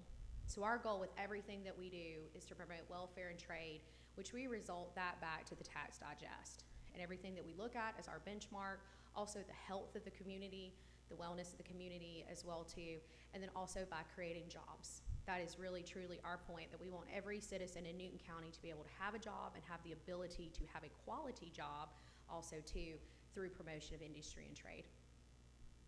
We focus on 3 points here in the Office of Economic Development, and these again go back to our mission there, and so it is none is bigger than the other, but it's fully in retention of our companies, our industries, but also our workforce, and recruitment of new businesses and trade, both industrial and commercial, and also those that we work with of our regional partners too, to recruit in new partners across the state. And then lastly, but again, certainly not last, is sustainability. And we look at sustainability in 3 different pockets. We look at it from our friends over in a utility base, so whether it be Mr. James Brown or Mike Hopkins or the city of Covington, and we think about electric consumption, water consumption, natural gas. And so we look at that as sustainability, but we also look at the health and the welfare of the community as sustainability as well too. Are people continuing in their jobs? Are they remaining in their jobs? Do they have a quality ability to obtain a job? And that's also a factor of sustainability as well too. And again, a quality point of the digest. We also look at sustainability as our infrastructure, our roads, our developments, our apartments, anything that comes in that could matter for sustainability of a healthy community. I think you know this, but just to kind of share, the work that we do is based on the people version of this and the growth. Right now, Newton County is about 119,000. We grew drastically in the last 5 years with 10,000 people. We're looking to do the same in the next 5 years, but quite frankly, I think that number's a little bit low. So we're thinking we'd grow another 10,000, if not more. These next 3 slides, and I think you all here should take also big points of pride in this, and you've seen me for quite a few years up here with the Office of Economic Development and also our work within our partners at the Chamber of Commerce that we work through for economic development purposes. This is a massive benchmark for us. So we talk about the digest, but this is also what we relate ourselves on a national level, the Distressed Community Index. So in 2015, you can see that we were a very red pocket fully in the South. Red meaning distressed, the concern, the issues of where our community is. And then the left-hand side, it shows what it rated that on. So that's the rating of no high school degrees, housing vacancies, adults not working, the poverty level, and our median household income. As of 2 years ago, post-COVID era, we have jumped to what the rating there is called is a comfortable pocket. So we have increased from that red area that was distressed to the comfortable area at 27.4. That meant more students were graduating, getting out of school. They were going to work, so our unemployment rate continued to decrease, and our poverty rate continued to decrease. I am so excited to share with you today and share with you in our budget hearing is that Brittany, sorry, she got excited, is that we as Newton County are now officially in the prosperous level. Yeah. So congratulations. Yep. Yay. Yeah, I know. So we are so excited. This is a wonderful, wonderful feat. I wanted to save this for the budget hearing because you all help pay us to help make sure that we can get to this level. This is something we've worked hard with our regional partners on to reduce poverty, to get adults back to their jobs, to get jobs, working with your HR department, working with the city's HR, working with our private industries to make sure that they're getting our citizens to work to make that happen. Reducing the poverty rate so that people have the ability to feel comfortable and in a way to live their life comfortably. Now, this does not mean that we do not have poverty, because we do, but it absolutely means that we are heading in a wonderful direction. And if I will, I didn't write this, but I wish I did, but if you look at the top corner, it says that Newton County is prosperous with a distress score of 14.8. So we went from 27.4 to 14.8, and it ranks 22nd out of 159 counties. So I'm so proud of y'all. This is a true example, I think, of, what you all love to say, which is One Newton. This is a wonderful feat. I hope that this, continues to foster. This is a point of pride for our office, but it only matters when we do this and we maintain this rate, right? And we get better and we now go from 22nd to maybe top 10 or top 15. That's a goal, and those are the reasons why, you know, it's such an important part of the Office of Economic Development to continue working with the Board of Commissioners for accolades like this. One more, Brittany. So we look at this. Oh, that's kind of funny. We look at this, and this is one of the levels. I'm just going to do a couple quick slides. Is that over the last, I guess this would be close to 12 years, we've had a 48.2% increase of our median household income. This also factors back to our distressed community index. So we're now over 72,000 for the median household income here. Sorry, these might go a little quick. And this is one that I want to share with you that also, as the work of why our office is also critical and where a lot of our funds go, is not only are we working to the greater whole about those prosperous aspects, but it's our workforce. We do a lot with education and workforce. And if you notice here, this is our workforce average. So it takes Georgia, the unemployment rate, our Newton area region, which is kind of our regional partners in about a 5 to 10 mile radius around the county, and then also just Newton County as a whole. The great news is that we have a really strong working environment. People are going to work. Our unemployment rate's at 3.9. But as you know, 3.9 with new jobs coming in, new jobs that you're adding, we want to make sure that we have the ability to fill them and get people to work. And so that, again, is why I ran over here. I was with the school system this afternoon and planning and preparing for summer work, fall work. Our work for workforce development is critical, and that's a lot of where your funding sourcing goes. We hold job fairs, we hold activities that you have been a part of, like Be Pro, Be Proud. We hold Engineering Fest, Tools and Trade Fest, to make sure that our citizens are well aware of the jobs that are out there. And I think some of your unemployment rate is truly indicative of the work that we have done to expose people here locally to the jobs that we have here locally. We keep this number low, but we also keep it very tight because we're showing people what is out there as a job factor. And so this for us kind of shows a good, healthy environment, but also too, we need to continue that momentum in the right way. I'm sorry this is a little hard to read. You might have it closer on your screen. We work with the tax commissioner every year to look at your digest. So again, remember we talked about your digest being the main part of where we benchmark besides the distressed community index.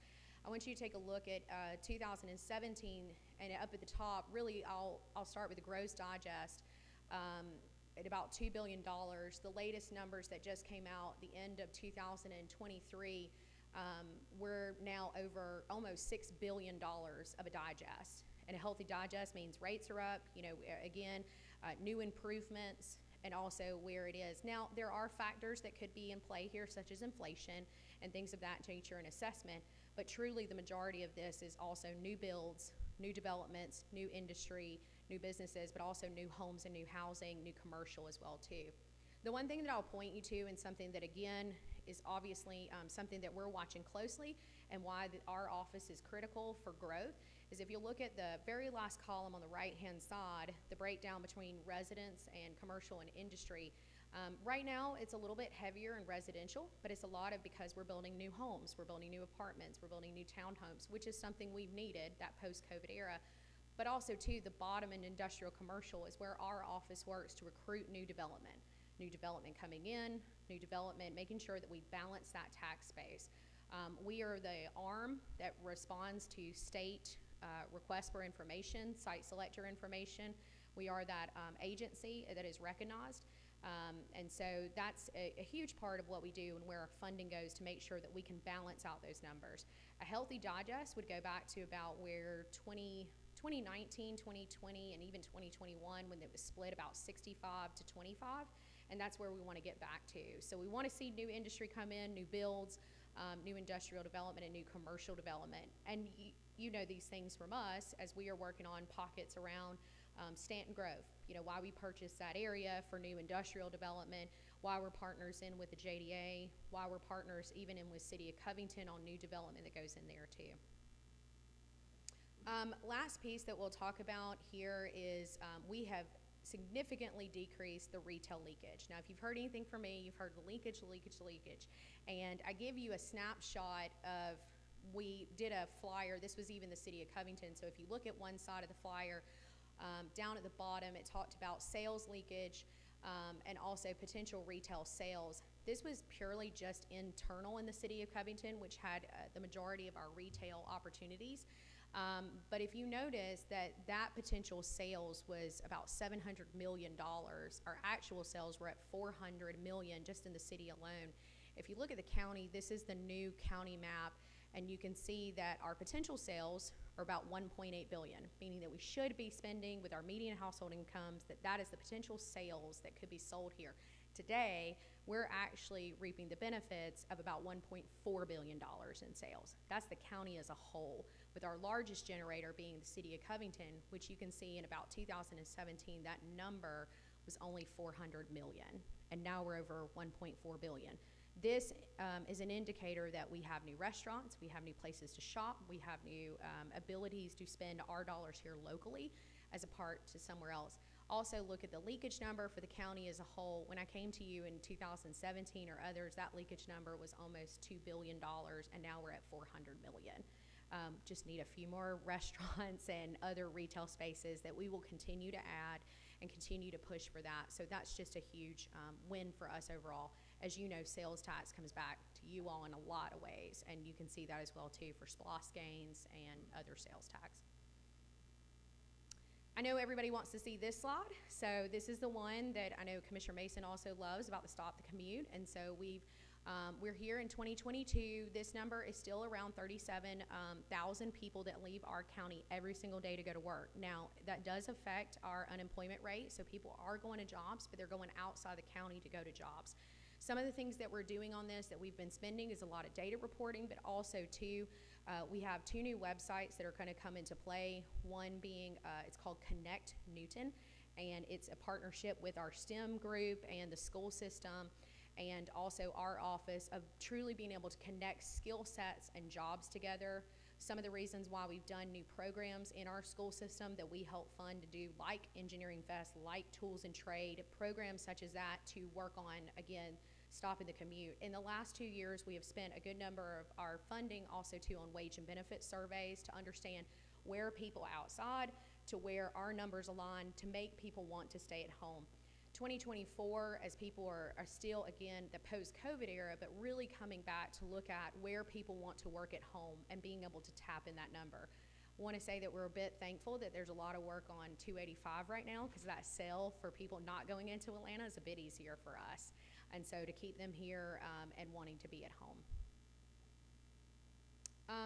I'm going to stop here and take any questions if you have any. This is just a makeup of who our business market is and where people are. But again, those were the snapshots. You know, we greatly ask for your funding support once again. And also too, for you to continue to be a partner with us. And I'm happy to take any questions, unless I could go all day, as you know, Chairman. Thank you. Yeah, we ain't gonna do that, but thank you so much Yes, sir. for all that you do. I got a couple things I want to say, but I'm turning over. You have any questions, sir? Commissioner Mason. Thank you, Mr. Chair. Thank you once again, Sarah, as always. Yes, sir.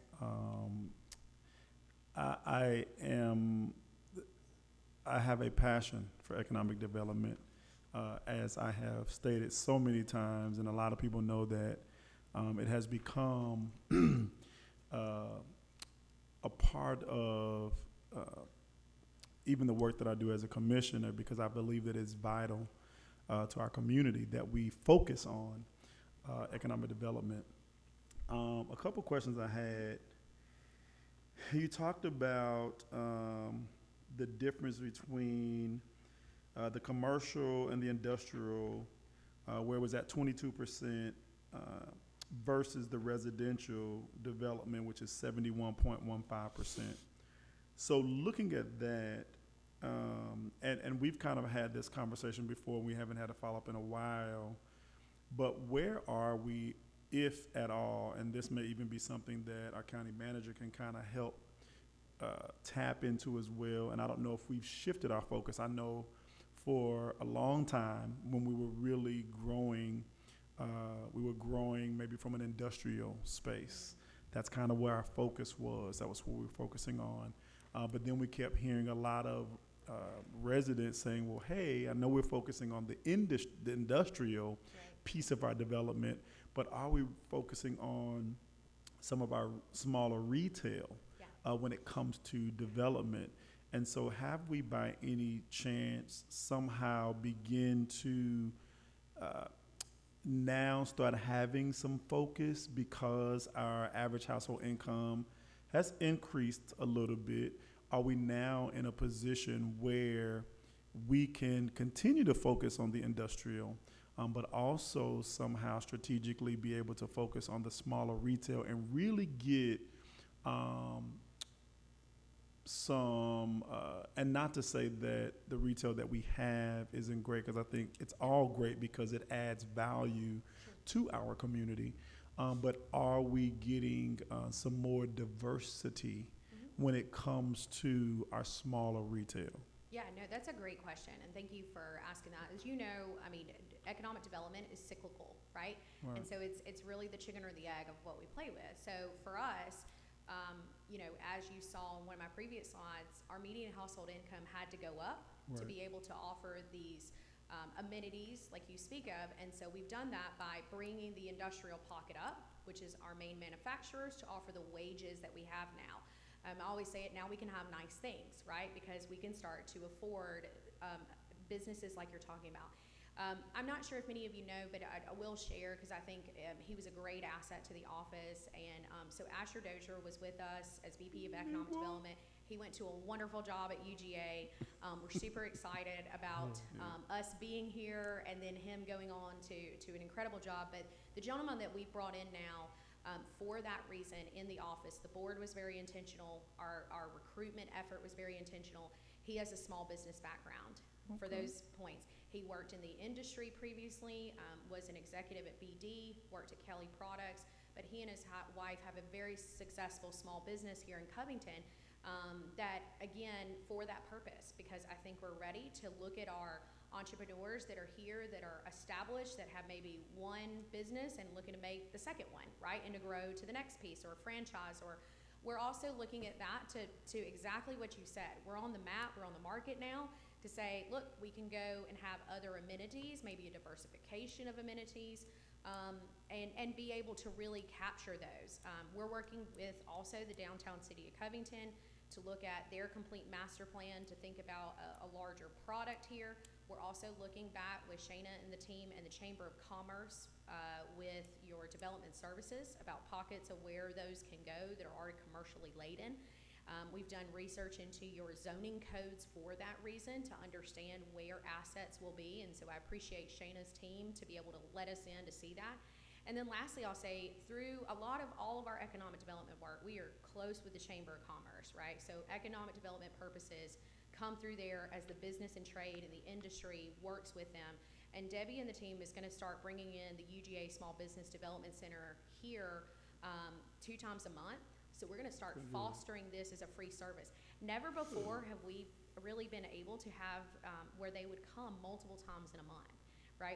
We're not at those numbers, we weren't at those factors, and now we are. And so that's a big win. So the answer is yes, and I think you're spot on that now we grew those pockets. Also too, I believe, and even talking to the tax commissioner about this, Mr. Jordan, is that when we look at the residential rise in this, is because people are coming here due to our jobs, due to our wages. So we're seeing a heightened area of new residential pieces in this pocket now. And then now we'll see where you get stable, you get set, and you go, I want to open a business, or I want to start a business, or my partner, my spouse wants to create a business or open a new franchise. And so we absolutely will start seeing that becomes focus. Now, industrial is always something that we're known for as Newton County. It's a big product. Even on the slide about jobs, it's in our nature for generations. And so we do have still land available, again, products that we want to add in that, but commercial is spot on, and it's something we are really heavily going to focus on for that. Excellent. Yes, my second question was, as we focus on our commercial development, which equals the increase in our tax digest that you mentioned, does that aid or assist in a level of relief for our residential property taxes? I think it could. I think that you all hold the power of the budget.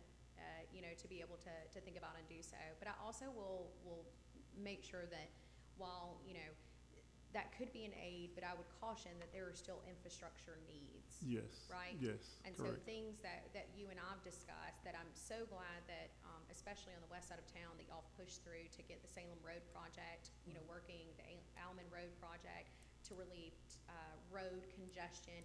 Infrastructure needs are going to be needed. And so Correct. when you think about the commute of these people, it was easy for them to jump on I-20.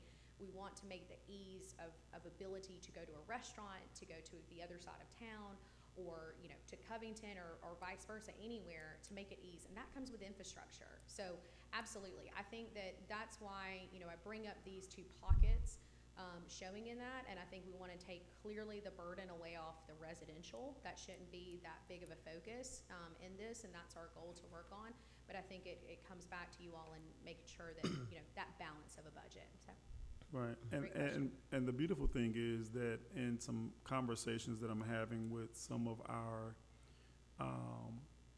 like our Mike and our Water Sewer Authority, just having some of these conversations about how can, when we have these developers and builders come into our community or want to bring their product into our community, how can there be a partnership where they're building their product here, and how can they partner with us to help with some of that infrastructure, Sure. where it's not 100% on the backs of the taxpayers. So establishing that partnership, because they're bringing their product here, they're making a profit. How can we partner and there be some sharing Yeah. when it comes to? No, it's a great question, and I think it's a really wonderful and valid point. I think that you're doing a lot of that by starting the rediscussion back of impact fees. Right. Right, and Correct. those natures, as the city of Covington just went through that. I think that, again, you saw the Chamber of Commerce, our office, really readily involved with that, as well as groups like the Water Authority Right. and other agencies. Why it's so important that we stay connected, because I think that is important. We need to, again, while we're working with development services, while we want to revamp, pieces, while we're a part of all of that conversation together as a unit to make sure that we're doing what's well and what's right for the long-term sustainability of the taxpayer and the resident of Newton County. Absolutely. Yeah. And one last thing, Mr. Chair, because you now have 4 other colleagues that I'm taking up for taking their time too. Wow. I was happy to see, and I think the last time when we launched the Stop the Commute campaign, which is major, and I was so glad that we looked at that statistical data and we found those numbers and we saw an element that was potentially disallowing our average household income to increase because of the commute.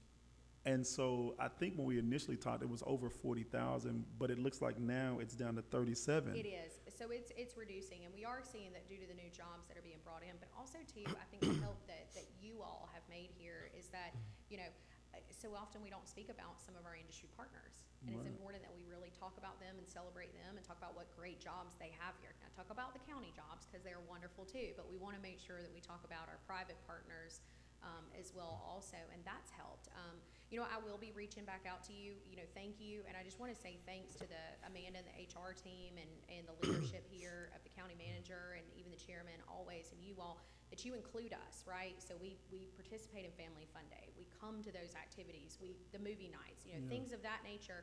We want to make sure that you can see, and if we can connect you with our industries, if we can connect you with these groups of the school system, I think being able to visualize and see them more and partnering with those activities really make all the difference. And so for that, I think we have reduced that number just because generally people have seen people. The hospital is currently holding mixers and engagements for people who work in the medical field, but in Atlanta saying work here locally, and it's worked. Also too, the new housing has significantly helped with people wanting to stay also local, but also that have worked outside or wanted to think about coming in, rentals that now they're owning, or vice versa in that. Great. Well, as one of the vice chairs of the Community Economic and Workforce Development Steering Committee for the National Association of Counties. That actually really helps, that I really am excited about economic development, and I'm looking forward to some great things. Thank you. Thank you, Mr. Chair, finally. Thank you, sir. Thank you, sir. Thank you, sir. Thank you, sir. We do got to get out of here because it's a schedule we're trying to stay on. But you mentioned some very important factors and keys, and I just want to highlight one in particular. You talked about the city of Covington. You're talking about Newton County. You're talking about the Newton County Water and Sewage Authority. You talked about the STEM Academy. You talked about Piedmont Newton. You talk about all of these community partners and economic development team, and how we all work together. And none of this can be done without us being one Newton. And that's why we make that our rallying cry. And thank you guys for always being one that's out front leading that push. I know it makes your job a whole lot easier, and you're so successful in what you do, and so thank you for all that you do for this community. Yes, I know I don't say it enough, and I know I give you a hard time all the time in our board meetings, but I do want to tell you thank you for all that you do. Yes, sir. No, it's an honor and a pleasure. I appreciate it. All So right. thank you. Thank you all. so Bye. much. Thank you so much.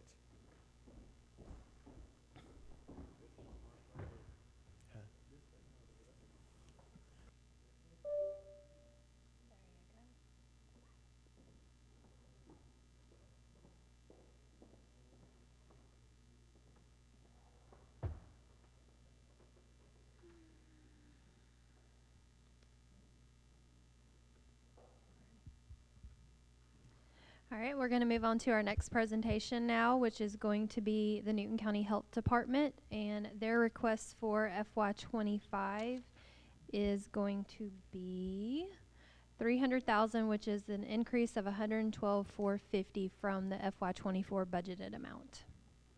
And their information can be found starting on page Welcome, 121 welcome, of your book. Welcome, welcome, welcome.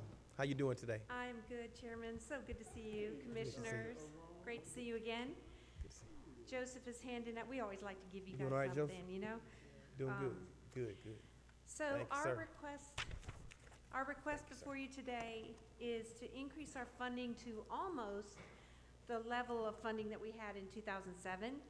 We were subsidized at that time at $314,091, as you can see. We just wanted to give you a history of what the boards of health have received in subsidy from y'all for the past 24 years. When the Great Recession happened, there were decreases, of course, in county funding thereafter until 2017, where it stabilized and has kind of remained at $187,550. So we're asking for increased funding to $300,000, the difference of $112,450, which would essentially give us one more entry-level nurse position in our health department. So in 2007, we had 21 employees, 8 of those were nurses at our Newton Health Center, and this year we have 15 employees, 5 of those are nurses. Nurses have been particularly hard to retain since the pandemic, as you know, because so we've experienced high vacancy rates and high turnover rates in Newton County, and primarily because we can't afford to pay nurses what the hospitals pay and other, private sectors pay. Compared to 2007, however, our nurses currently are paid $15,000 to $20,000 more than they were even back then. But our budget is very tight. And as you know, our population needs have increased as well. So I really want to make this point, regardless how you feel about abortion and that issue, the answer to the issue is prevention of pregnancy. And so we have really pushed our family planning services and birth control services. We give out free birth control and free long-acting reversible contraceptives, which are intrauterine devices, and also the next one on that goes in the arm. We give those out free to the people in our community who don't have insurance. And we've been pushing those greatly. And our nurses also in that same program do breast and cervical cancer screenings. So with the nurses that we have, the appointments that we are getting right now, these services are 6 weeks out. So right now, if you called, you couldn't get an appointment for one of this until May 1st or middle of May. So we could make a big difference in this wait time if we had, of course, another nurse in our center. So Just to give you some numbers, the last quarter of FY 2023, we had 77 breast cancer, cervical cancer patients that were seen and screened, and we diagnosed 2 breast cancers that wouldn't have been diagnosed otherwise, and 294 family planning visits. And we see patients, regardless, who are early pregnant, we set them up for immediate Medicaid when they qualify for that. As you know, we could use funding in other areas too. One of the things, there's a bill before our legislature right now, depending on what comes out today, where local governments may be required to have naloxone doses in government buildings. We would like to be able to respond to things like that for you and provide that naloxone to you that you're required to have, if you're required to have it. So this is an example of how an increase in county funding, you know, in addition, of course, to what we're asking, would allow us to respond to more emergency, you know, threats quicker and easier.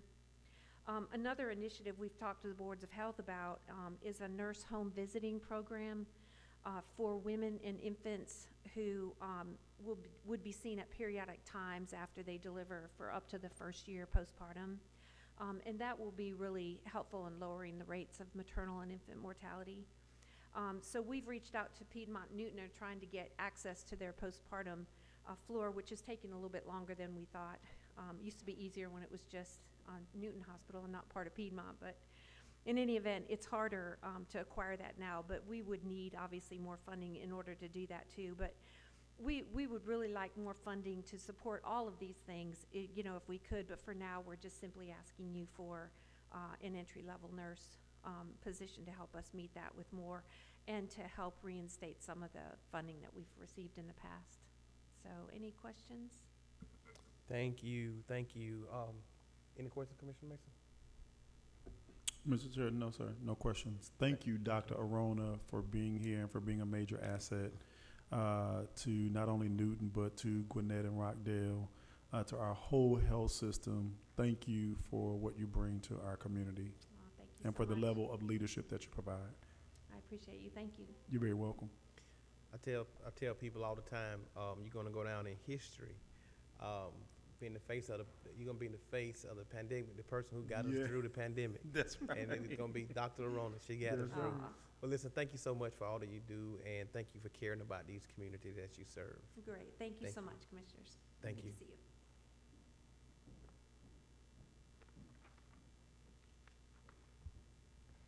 All right, so up next we are going to have Newton County Family Connection. We are going to skip over McIntosh Trail. I believe that their director had retired, Miss Brown, so I'm working with the new director to try to get them back on schedule. So. Okay. All right, and so Newton County Family Connection, they are requesting. They're requesting $20,000, which is $1,570 over what they had in the FY24 budget, and their information can be found starting on page 170 of your book. Thank you. How you doing? Thank you. The Community Partner of the Year. Good. Welcome, Good. and thank you. Good afternoon, and we've changed our allocation. We want $300,000 too.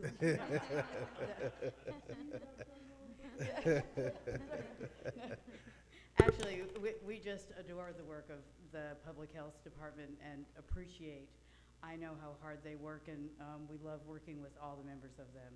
I'm Laura Bertram, and for those of you who, I don't know that Mr. Cooper knows Molly Melvin. Oh, okay, is our program director, and I just want to say first, please allow me to say how honored I am to receive the recognition for the work of Newton County Family Connection.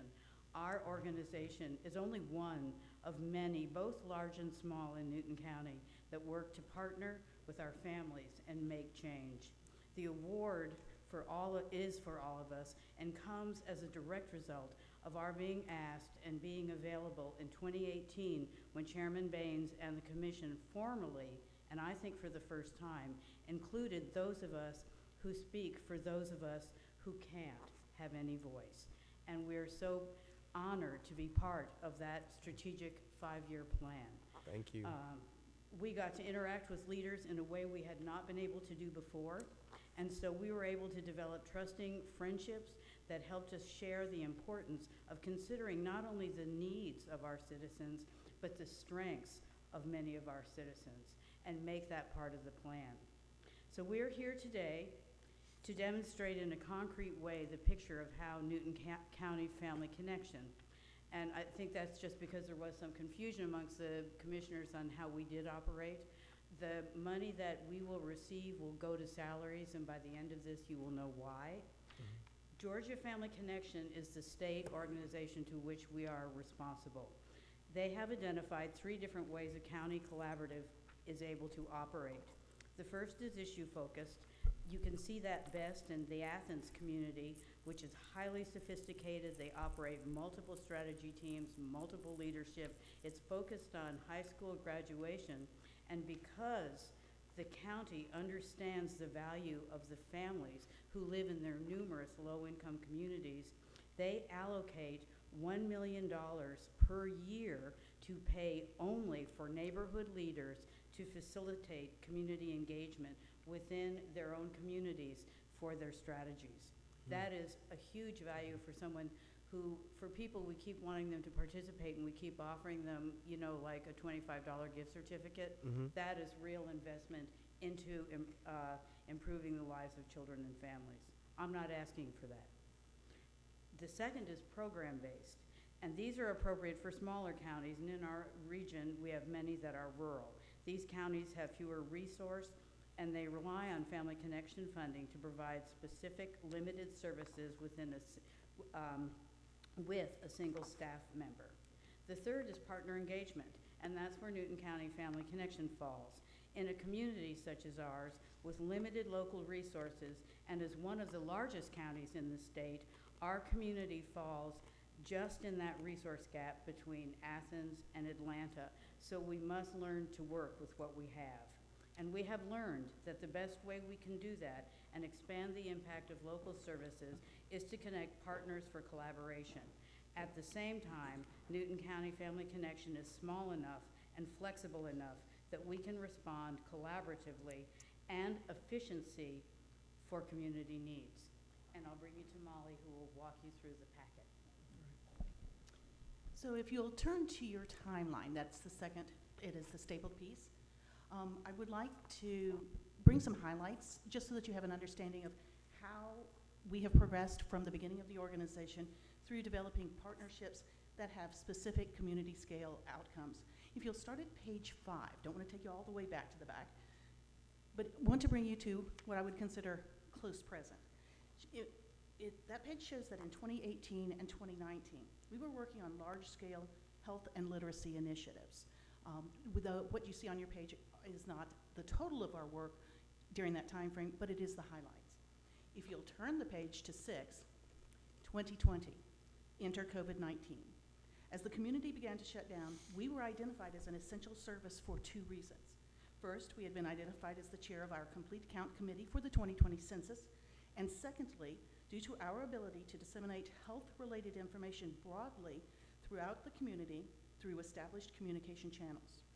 We restructured our work creatively to continue to support our partners who struggled to serve our citizens with limited physical contact. Our COVID response reflects the speed with which Newton County Family Connection is able to respond to changing community climate and environment. You'll notice that by 2021, we returned to larger scale community work, specifically conducting the census on behalf of the county.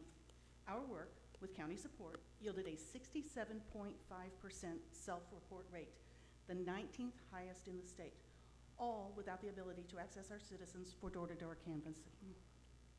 Page 7. It shows the beginnings of activities that are the result of the planning we had conducted during lockdown. Note that our work didn't stop, it simply moved into considered and strategic planning. We wrote for and received our first significant federal grant. The work funded by the Drug-Free Communities Program directly impacts the work of all of our partners included in our plan. Most significantly, our school system, our health department, public safety, and neighborhood engagement. So I want to speak just briefly to the 2025 draft plan that we are working on now, which includes convening and facilitating strategies 4 strategies in particular. Building a trauma-responsive community, and that is more than just learning the language. It is helping our community understand how important resilience is for our children and for our adults who experience chronic disease because of trauma experienced in early childhood. Increasing access to mental and physical health services, particularly for communities of color. We will be partnering with GNR Public Health to conduct our 5-year community health assessment with a lens to health disparities. Reducing substance misuse in youth ages 9 to 24. And that's not just a say no to drugs. That is youth leadership being built student by student, peer to peer. And improving the 3rd grade reading proficiency. These strategies were chosen as a direct response to the data provided by our state organization. You can see the data points on the next document. We call it the stoplight picture. The issues that should have the highest priority in our community are those that have incident rates similar to or higher than the state of Georgia. The 2 red dots and the yellow dots note benchmarks that are not only being addressed in our 2025 plan, but are also priorities listed by the superintendent in his recent 90-day report. Every strategy in our plan is integrally related to each other. Not one of the 4 strategies can be conducted or achieved in isolation of the others. So how do we implement the plan? We rely on collaboration with partners. This brings us to the final sheet in your packet that lists our primary community partner relationships. The list with asterisks notes where Laura or I sit on advisory boards to inform that agency's work. Many of the partners collaborate on more than one strategy. Our role is to be the conduit through the integrated planning and implementation. The rest of the list includes partners that are actively meeting with us during 2024. These lists are fluid from year to year based on specific initiatives and the strength of each individual organization, especially as relates to staffing levels and funding streams. We work on behalf of the Newton County citizens in a capacity that no other county department is charged to do. This includes being available to accept assignments for projects that may fall outside the county's ongoing departmental work, but arise due to immediate emergency needs. This has always been our pleasure and our privilege. And Laura will kind of take you to where we are now. And so, sorry, no, it's okay. And so to end, I want to say, unlike smaller communities like Morgan and Oglethorpe, which are in our region, they maintain a single staff member. The size of our county population and complexity of needs requires at least 2 full-time staff. Georgia Family Connection Partnership provides an allocation annually of $52,500 to every county in the state of Georgia, and it is up to local decision makers to help fund the balance of staffing needs. From 2000, Newton County Family Connection has supported 2 staff members. If we did not have 2 staff members, we would not have been able to support the senior citizens who are applying for the home repair program, while at the same time fulfill our responsibilities to the plan that we submitted to for Family Connection work, which benefits every citizen in our county. You will notice our successes during 2023 and this year to date to 2024. We were able, with your help, to address both priorities, and we are truly grateful. We deeply appreciate your continued support with inclusion in the county budget, as we have been since 1996. And I just want to say I did not mention our budget, which you may have a question about, but we have scheduled our audit for the 2nd week in April, which I hope you all have a vacation first. Thank you so much. Commissioner Mason, any questions? Thank you, Mr. Chair. No, I don't have any questions, but thank you for the work that you do in this area of work in our community.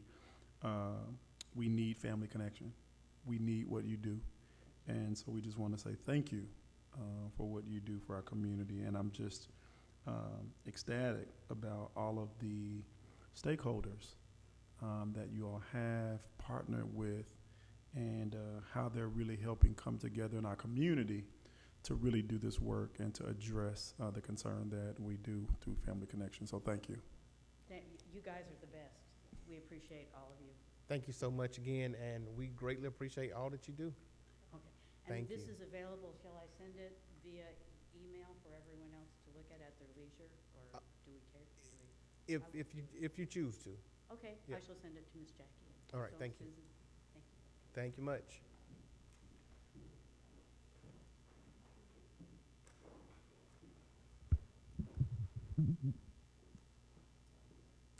Okay, we're going to move on to our next presentation, which is going to be Washington Street Community Center. Their request for the FY25 budget is $55,000, which is an increase of $10,200 from the FY24 budget amount, and their information can be found starting on page 200 of your book. Thank you, ma'am. Good afternoon. Good afternoon. Thank you so much. Gee, it's good to see you guys. It's almost springtime. It is, it is. Yeah. Good to see you as well. Thank Yeah. you for, Happy Thursday, everyone. thank you for being here. Thank you for having us. Hello.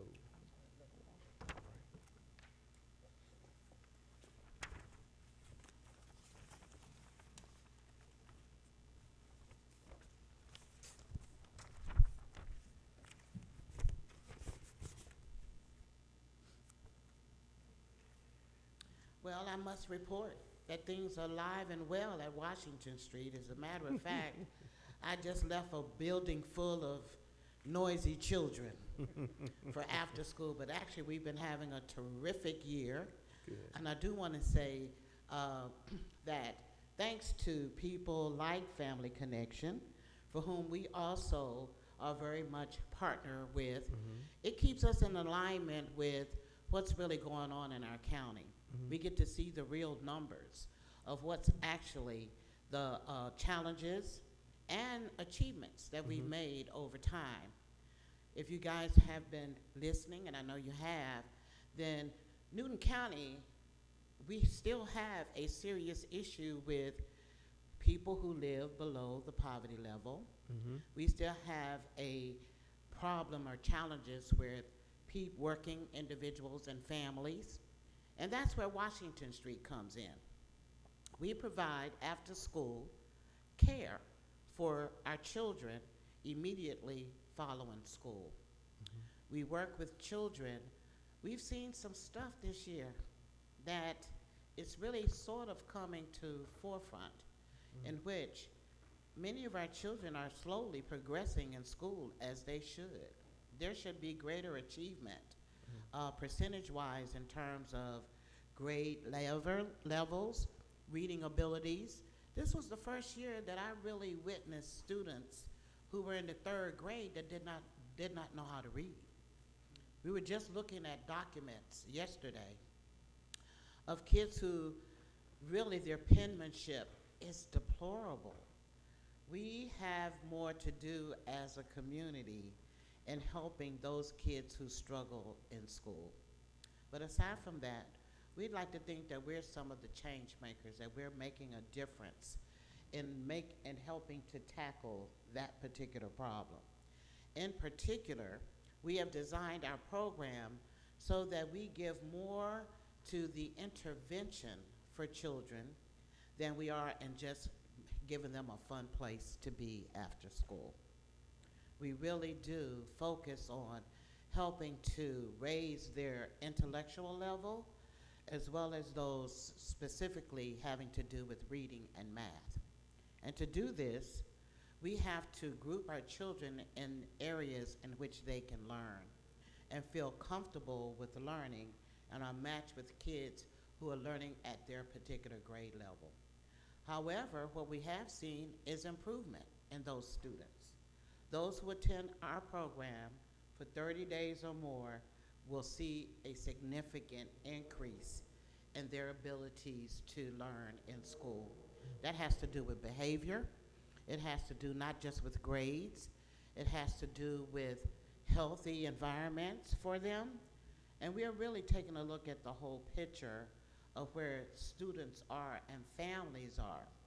We feel that our role is not only to educate our children, but to be able to give them experiences that they probably never would have, to open up those minds and imaginations for wanting to learn more.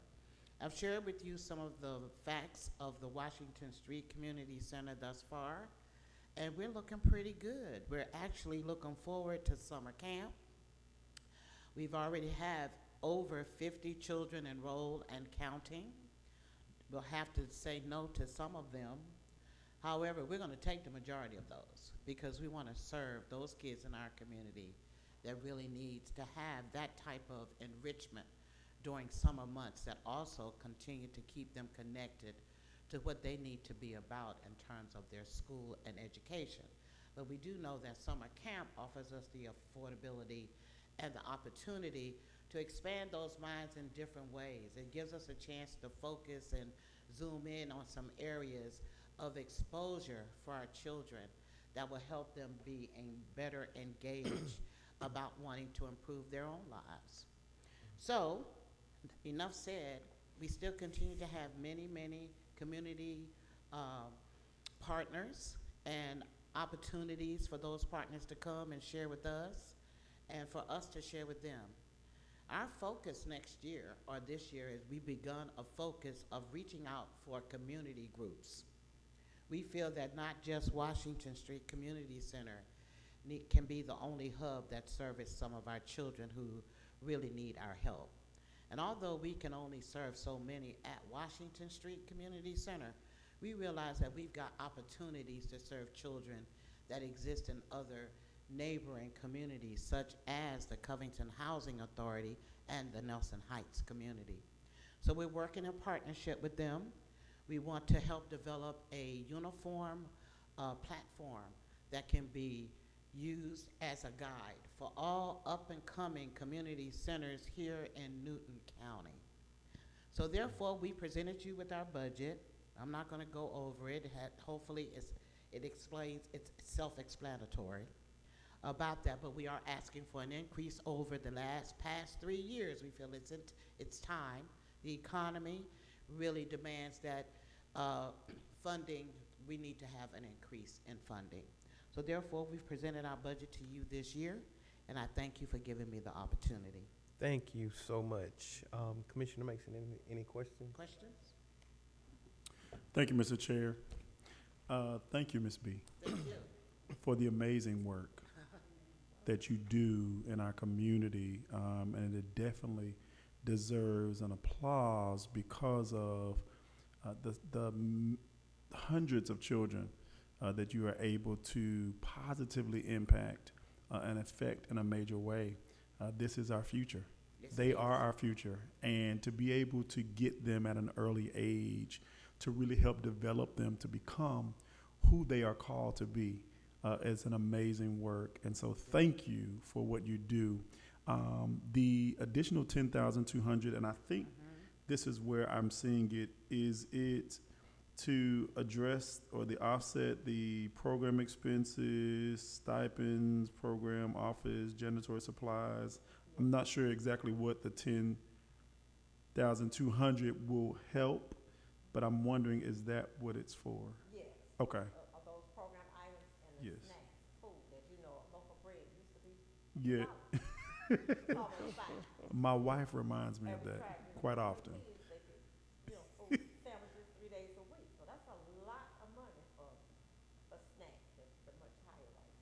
And the Yeah. other program items increase. Right. Also with everything being internet related and computerized and things like that. We do have to pay for technology for people Right. to keep it repaired. The county could no longer do it for us, so we had to hire somebody once we had the building renovated, thanks to the SPLOST. Right. So then we have to keep everything updated so the kids can stay in line with what's going on.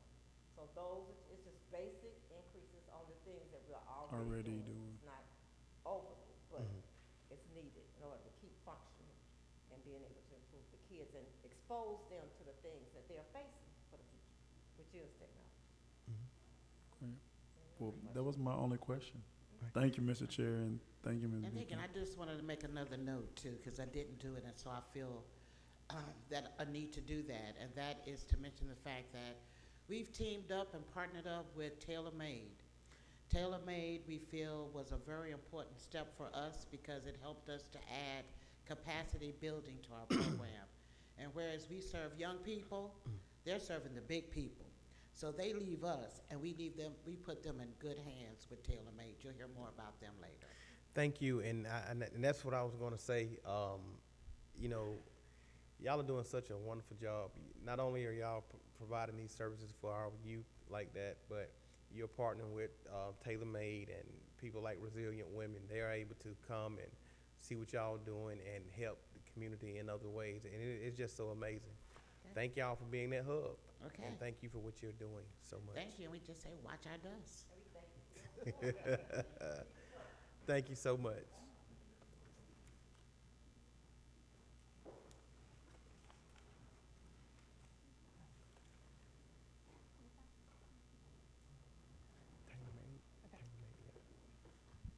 Okay, we're gonna move on to TaylorMade.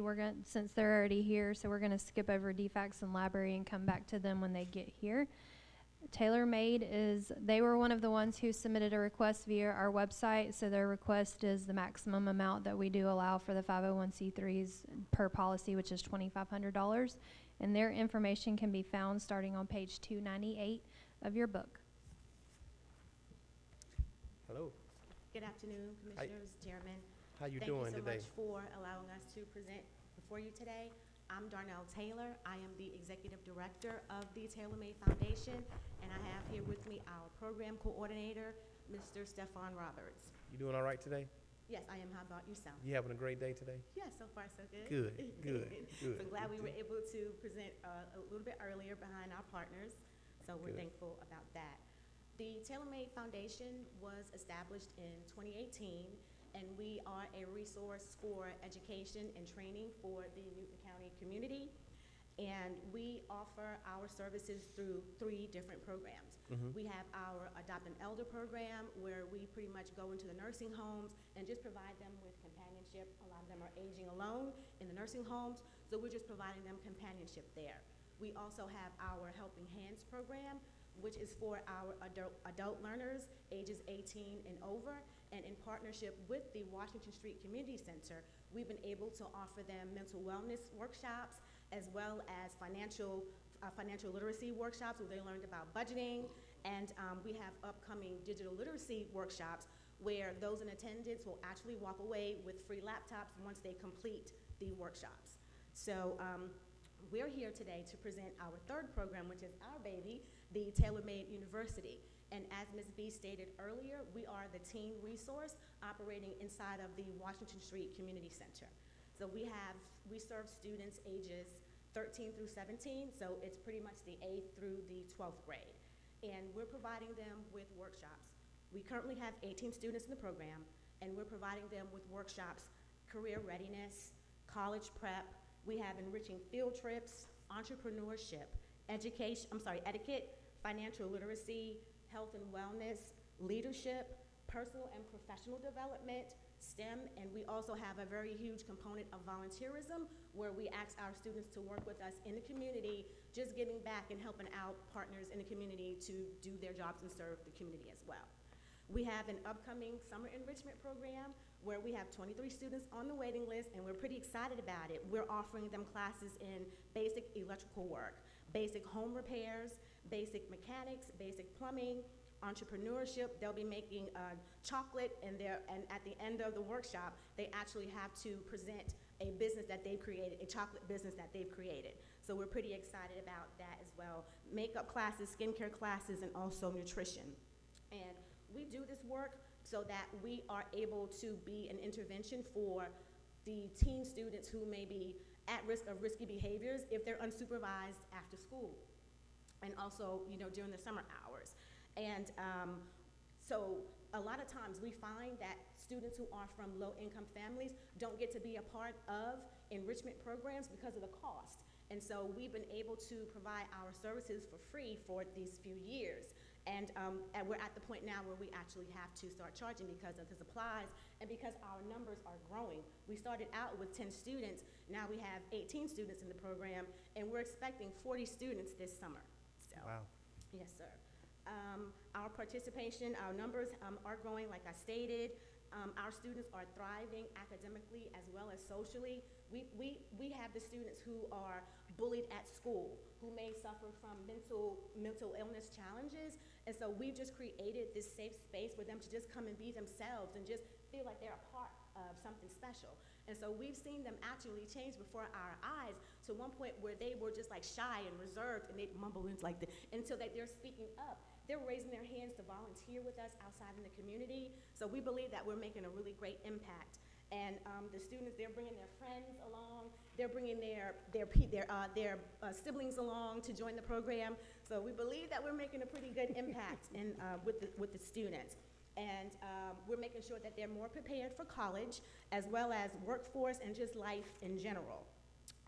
And they keep showing up year after year. So, and as we stated before, we're in partnership with the Washington Street Community Center, where we're providing education and training to the parents. Not only the parents who are in our program, but members of the community just as well. So we're offering our services to them. The funding that we have requested will go towards the cost of field trips, supplies, meals, and snacks. And we know that high school is difficult enough as a teenager, right? You have all these changes that are happening to your bodies. You have your hormones that are raging, telling you to do these crazy things. And so we're just here to just try to make that transition from childhood to adulthood a little bit easier for them. And just like I said, creating a safe space. And we're just hoping that we can have your support and your participation in making that happen for the students and providing us with the funding to do so. Thank you. Can I send my daughter over there? I'll just Yes, let her. how old is she? Yes. We still have some slots open for the summer, so yes. Commissioner Mason. Thank you, Ms. Darnell, for the work that you do. When I see our different nonprofit organizations within the community doing great work such as this, where Ms. B was talking about at Washington Street, how that they're helping our smaller children, and how you're taking the baton and helping our 13 to 18-year-olds, preparing them for college, preparing them for the next step in adulting. I know because I have a 19-year-old and a 16-year-old, and so I understand that they deal with the fear of becoming an adult. And that whole transitional period from, okay, I'm used to depending on mom and dad, and now I'm getting to the point where I'm having to be independent of them. And so I think having a nonprofit like Tailor Made, being able to invest in them and prepare them is great. And so I keep hearing great positive things about all that you're doing. I get the newsletters, so I get an opportunity to kind of even get a snapshot from a distance to see. Actually work with you at an event previously. Looking forward to possibly doing some more events to really be able to have a greater impact on these 13 to 18-year-olds. So I just want to say thank you for what you're doing in the community, and keep up the great work. Thank you, sir. You're welcome. Thank you, Mr. Chair. Thank you, sir. And just coming over there, seeing you guys in action, and just hearing the passion that you have for what you're doing. Can't say nothing but keep up the good work. Thanks. All right, thank you. Thank you. Yes, Thank ma'am. you so much. All right.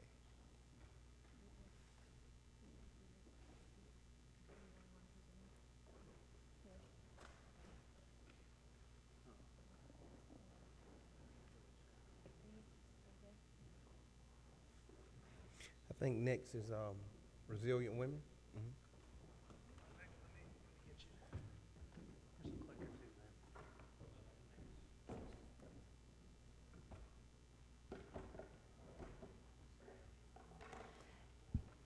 Okay, our next presentation is going to be Resilient Women. They are another one who applied for an appropriation via our website this year, so their request is $2,500 as well for the maximum amount per the policy, and their information can be found on page 326 of your books.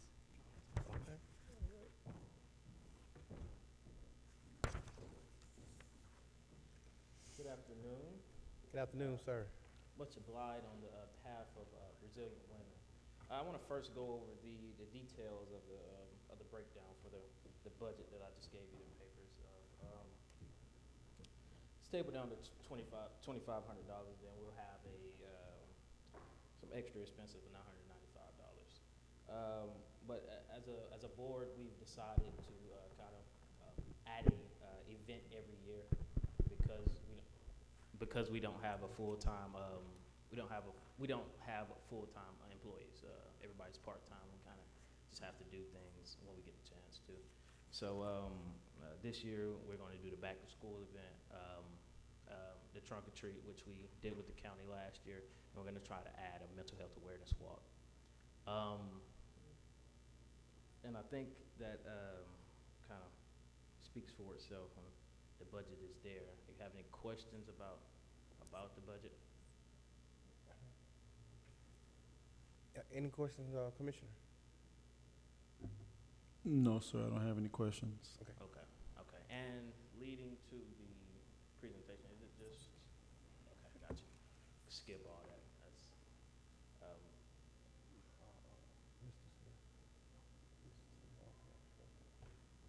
kind of a extension of what Ms. B said, and talking about the Nelson Heights community, the Nelson Heights Community Center. I kind of did some research and looked at the strategic plan from 2019 to 2022 that you guys did. These are just some statistics in the county that that I think are important, and then here's the things that we talk about when we talk about the strategic plan: enhancing the quality of life, growing the economic development in the county, and providing a safe and secure community.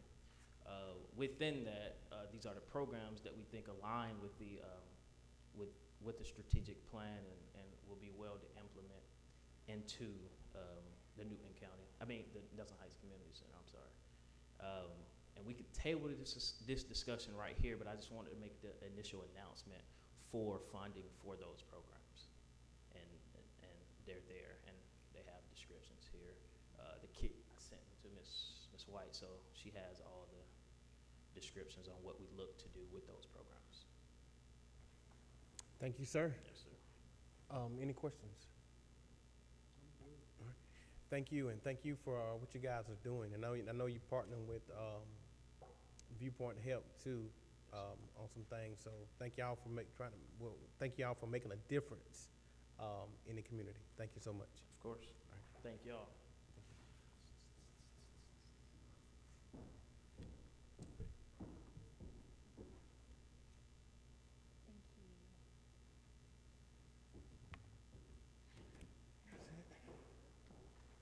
I think we're gonna go to a quick recess. Thank you.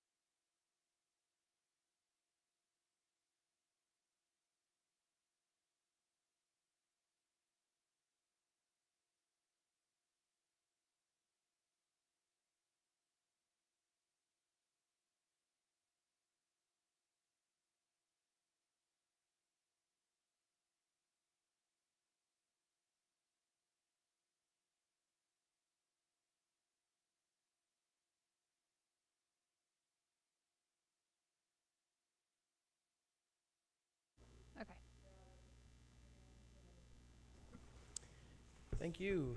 As we're winding down today, we're going to move back into our work session. Turn it over to Ms. Brittany. Thank you.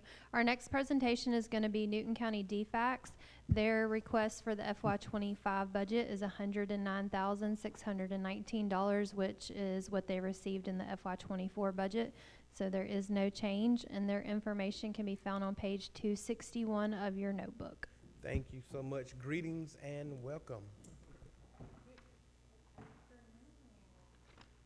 Can you hear me? Yeah, just a little bit closer. A little bit closer? There we go. All righty.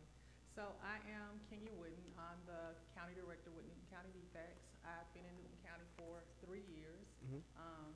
And so for our county funds are used in all program areas of DFACS. And so whether it's a family that we're working with in CPS, that we've gotten a call about their house, we use county funds to pay for exterminators to come out, to assist with things like that.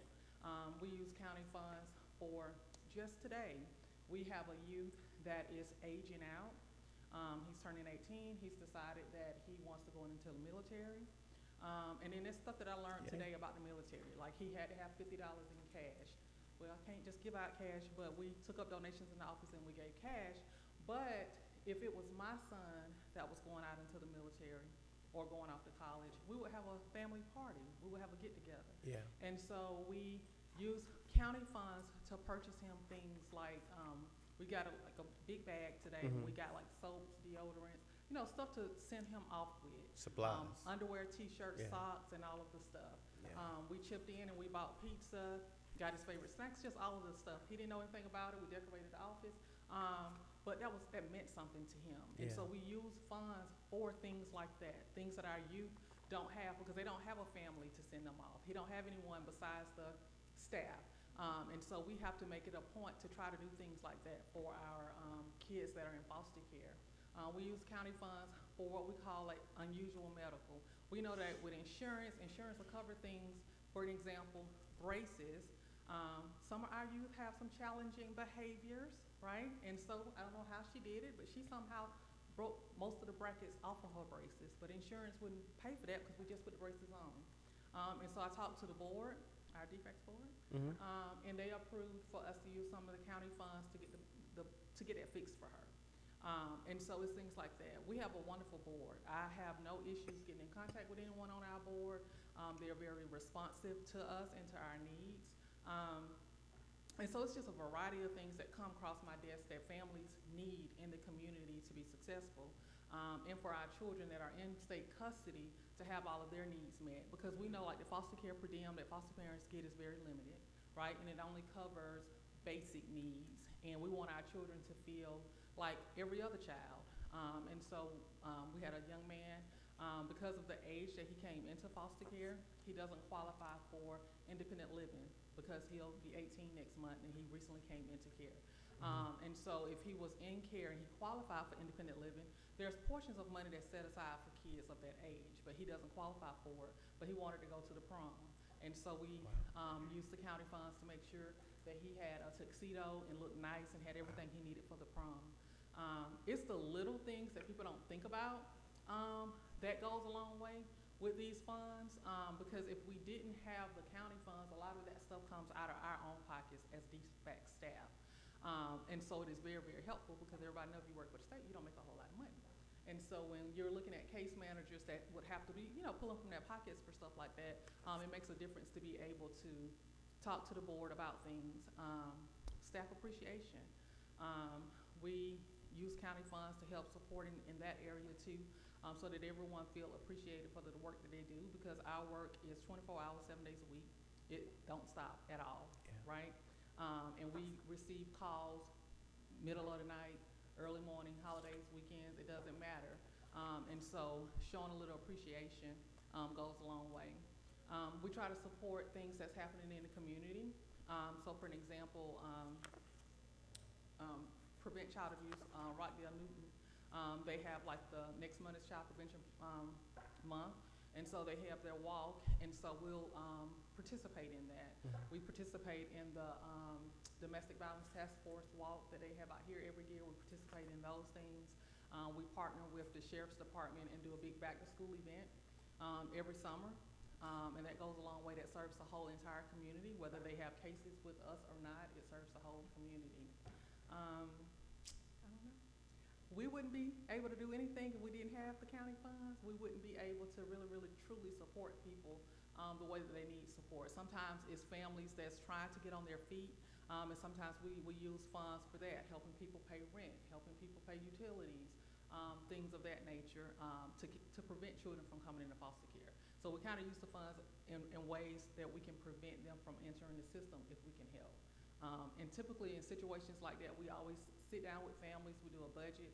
I don't like to be wasteful, right? So if you don't have a plan, we're not gonna just be paying for stuff, and then next month you need somebody to pay for it again, and then the next month you need somebody to pay for it again. So we sit down and we really, really come up with a plan so that you're not dependent upon the agency. And that's our whole goal for the state, is for families to be self-sufficient. Now we do struggle in our community with public transportation. A lot of our families don't have transportation, and that's a huge, huge burden for them to even meet their case plan goals, even if they're up under court orders, for them to be able to meet the things that they have to do. If you don't have transportation, that's a big deal. And then especially a big deal for a family that have multiple kids. It's okay to catch a ride with somebody that's just you or one child, but when you start talking about multiple kids, it's harder to catch rides and get around. Affordable housing is a problem for a lot of our families. Being able to find places here that they can afford to pay for, because we know with the world that we're in now, everything has gone up, and so the cost of things have gone up to support families. But we are here to do whatever we can to support the families of this community. Our work is hard work, but it's worthy work. A lot of people talk negative about the department because what you see in the news is never anything positive. It's never talking about when children are reunified with their families. You never see that in the news. You never see in the news how many hours we put into working with families and how hard we work with families to prevent their children from coming into foster care. There's so many things that we put in place to try to keep children out of the system, try to keep children with families. So our kinship really is growing, trying to really put kids with family outside of just regular foster home and foster home settings. And so a lot of work goes into that. And it's unfortunate that the news don't ever really put out the good things that happens with families. You know, you only hear the negative side of things.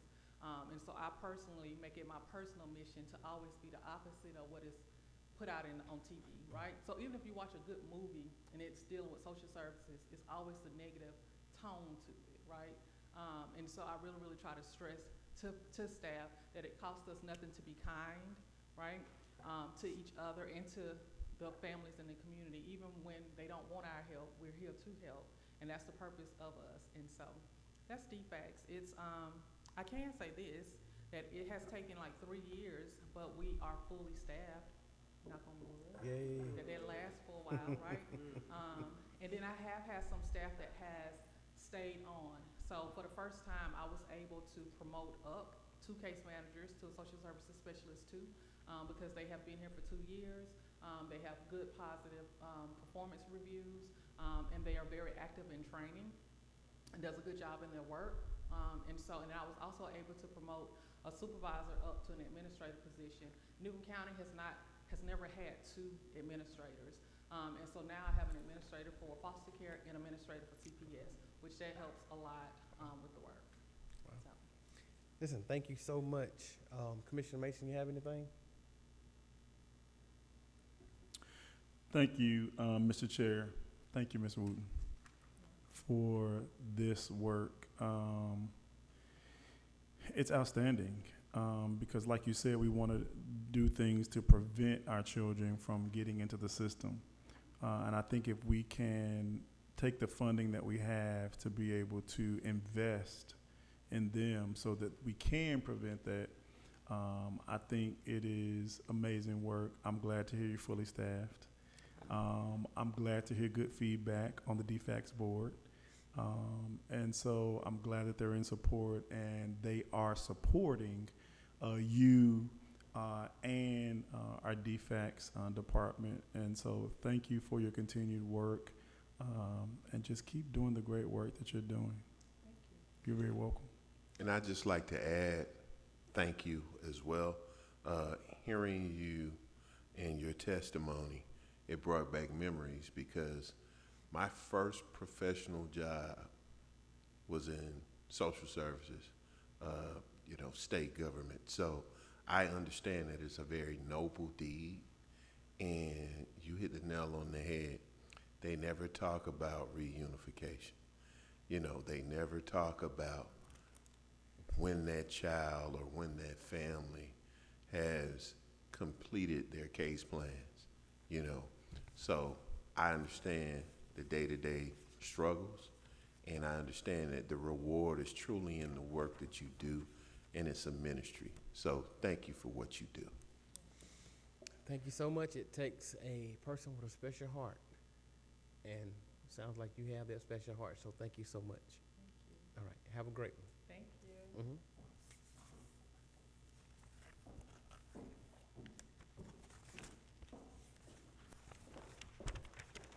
All right, our next presentation will be the library. Their request for FY25 was $966,452, which is an increase of $50,000 over what they received in the FY24 budget. And their information can be found starting on page 278 of your book.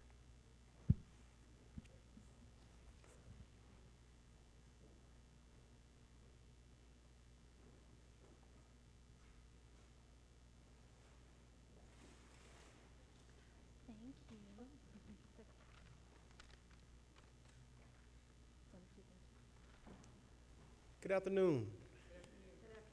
I'm wonderful. How y'all doing today? Good, good.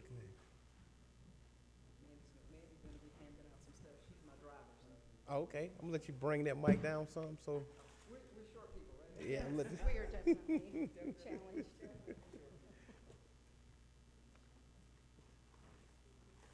What happened to your leg? Yeah, Ms. Lace. Thank you.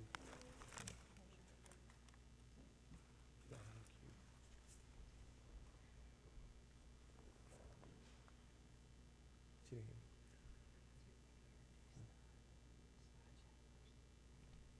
Okay.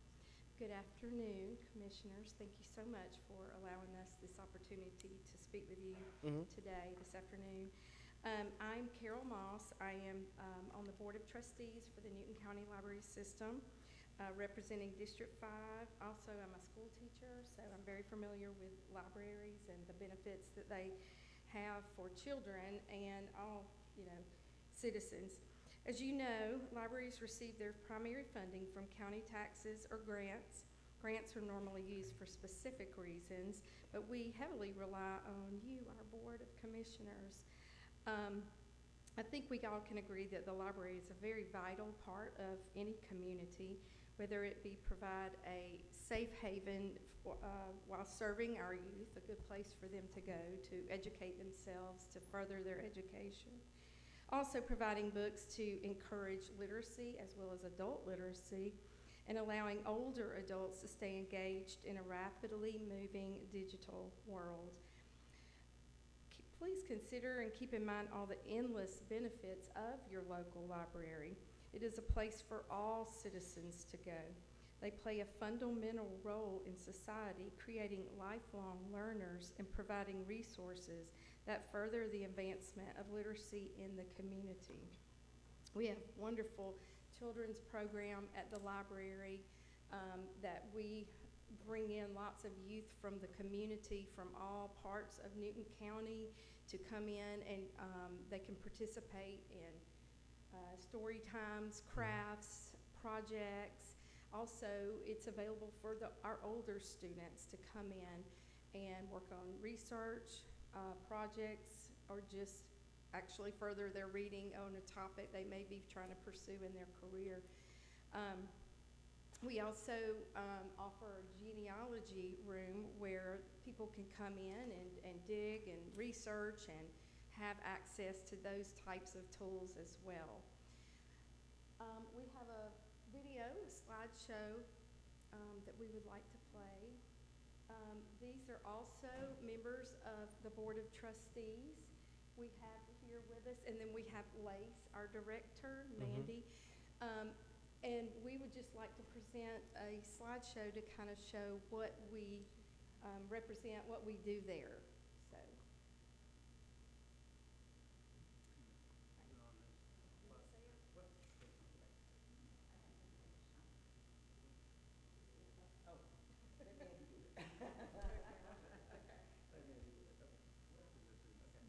Good afternoon.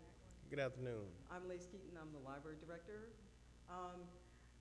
You know I watched you all's State of the County Mhm. address on Tuesday, and I know you talked a lot about what you do for the community. I wanted you all to know that in our mission statement, what we do is we support the community in Newton County and in Covington, and we provide lifelong enrichment. It's not just for kids, even though most of our programs and things seem to be geared toward children. Okay, so I know that everybody wonders, what do libraries do and how do they actually do it? We had somebody say, well, how come you guys aren't doing this? You cannot be busy. Actually, we can be busy. We actually, believe it or not, to run a library, actually go to library school. I know there's been some talk about Valdosta has a library state program. We actually go to school to learn how to run a library, and it's called library science. And how we apply that to the community is that we do community surveys. We read a lot of professional journals to find out what kind of things are available. We also watch the current trends like movies, TV shows, newspapers, anything to see what people are reading and what they're interested in. But the main thing that we do that people probably don't realize that we do is that we run a lot of statistical reports on our community to find out what they actually want from their library. All communities are not the same, so all public libraries don't buy the same thing. We don't say, hey, that book is really pretty, let's buy a pretty book. We actually use the library science and statistics to decide. So if you look at this pie chart with our 2014 collection, notice the red area and the blue area. This was in 2014. Okay, this is our 2024 collection.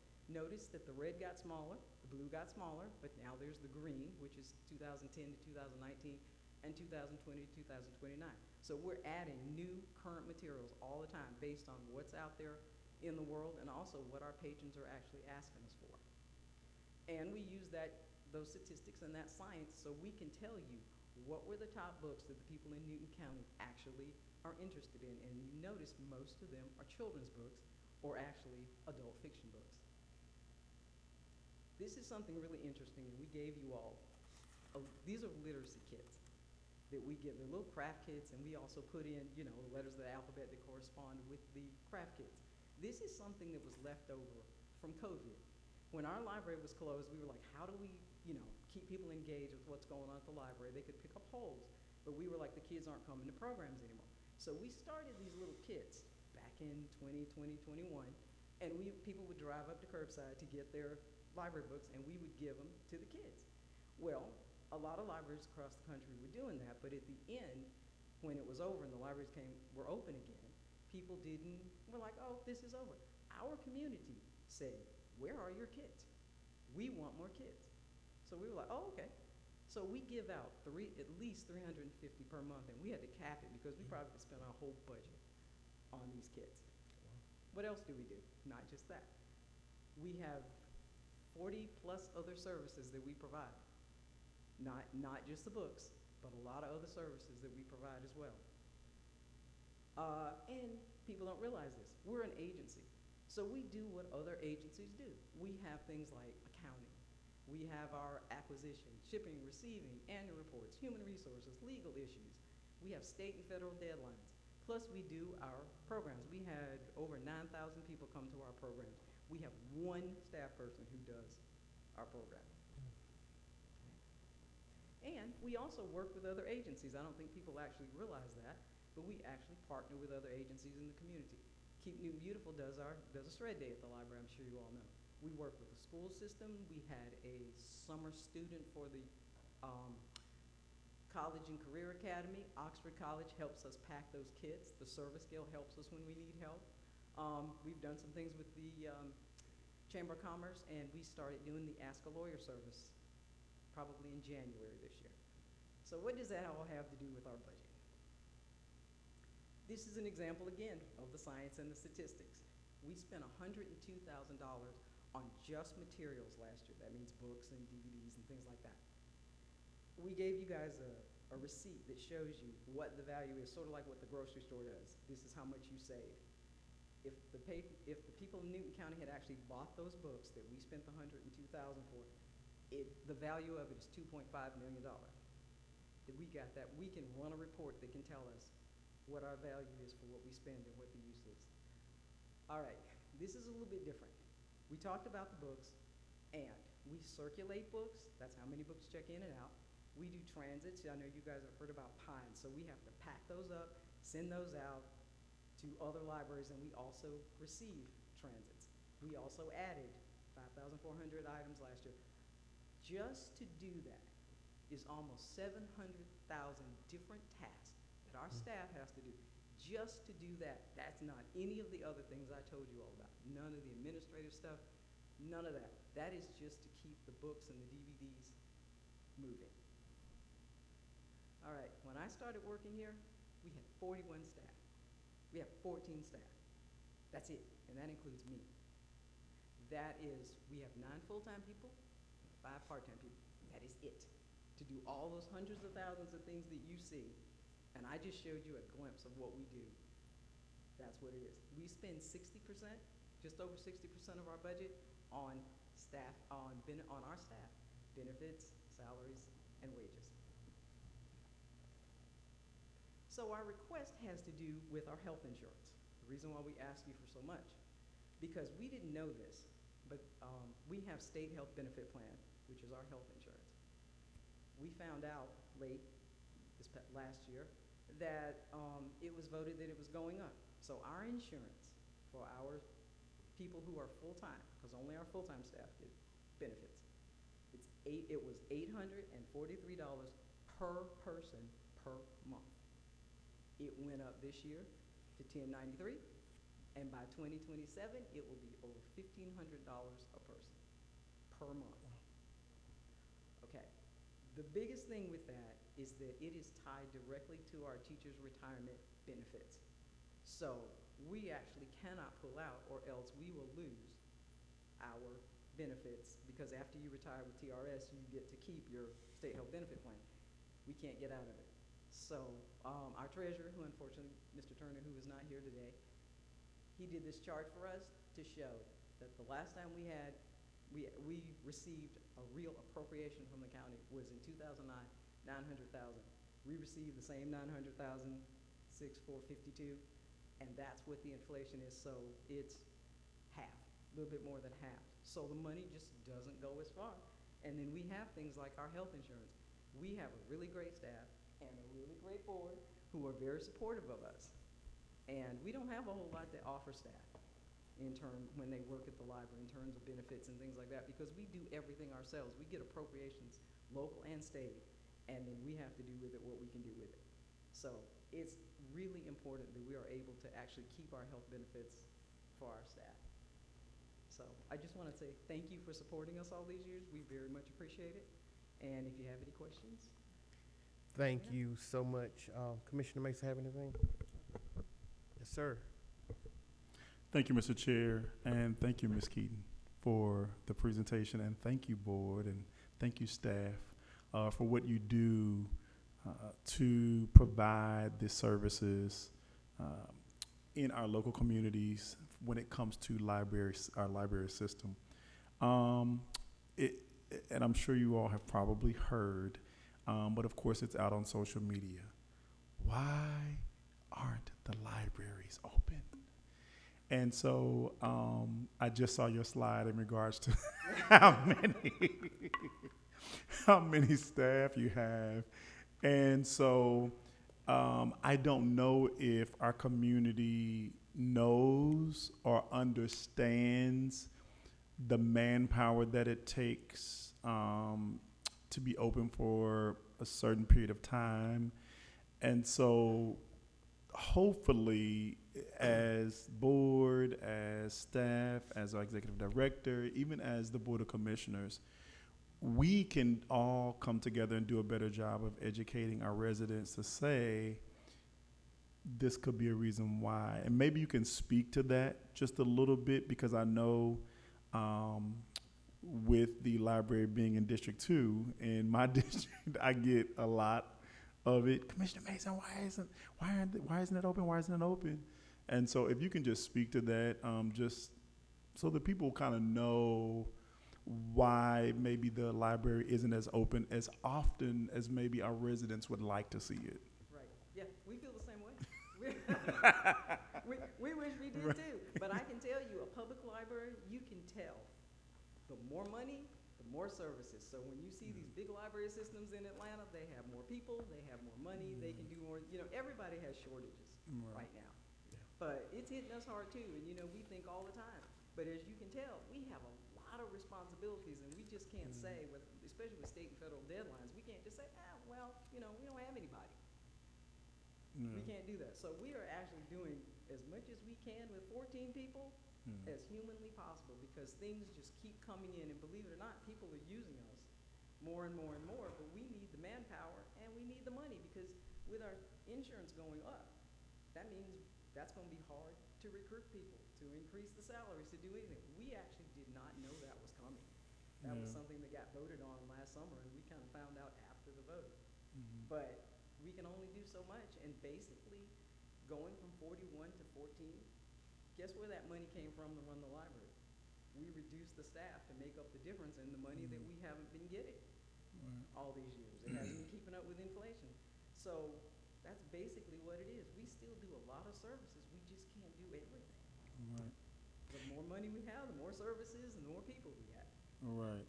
Is there I don't even know if this is allowable or not, maybe, and I'm just going to push this out there, but is there room, or is it allowable for volunteers, or does everyone that work in the library have to be paid staff? We can do volunteers, and we have some volunteers. Okay. We also have one student who worked with us from the Newton College and Career Academy, who liked it so much he wants to come back again. So he's doing like a work study program. We're like really excited. The thing is that there are limited things because of confidentiality and privacy that we do, like those transits that we were showing, those thousands of things that we get with Pines. Right. Only staff can handle that, and only staff can work behind the desk. So basically what it ends up being is we have volunteers who help us pack the craft kits. They can shelf, but they can't actually help us with the library task, which is where we really need people. The help. And it takes time to train people, because everything we do is done on a computer. So, they come in and we have to train them how it's done in the library. So a lot of that privacy and confidentiality that came along, and, mandatory reporter training and all those kinds of things have really made it to where we almost have to have. We can have volunteers, and we're happy to have them, don't get me wrong. They help us with our programs. They can come in and help, with the kids and helping them with the crafts and things like that. But the real behind the desk stuff has to be paid library staff. And that's what the 50,000 that your proposal is, will help. That is just to help us with the benefits. Just the benefits. Yes, just the benefits. That has nothing to do with salaries and anything like that. Okay. That's all I had. Thank you, Mr. Chair. Thank you, sir. I'm going to take this time to thank you and your board for not just sitting back and doing nothing. Thank you for adjusting and making sure that this valuable tool stays in the heart of the citizens here in the county. So I know it takes a lot.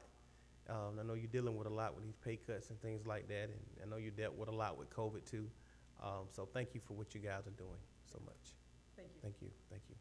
Appreciate it. Y'all have a great afternoon. All right.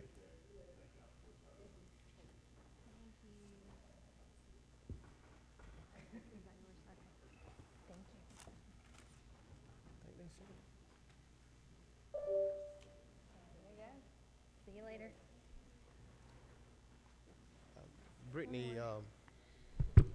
Brittany, I think that's it for today. Is that it for we got one more? Okay. Well, we're gonna take a recess until they get here. All right, thanks.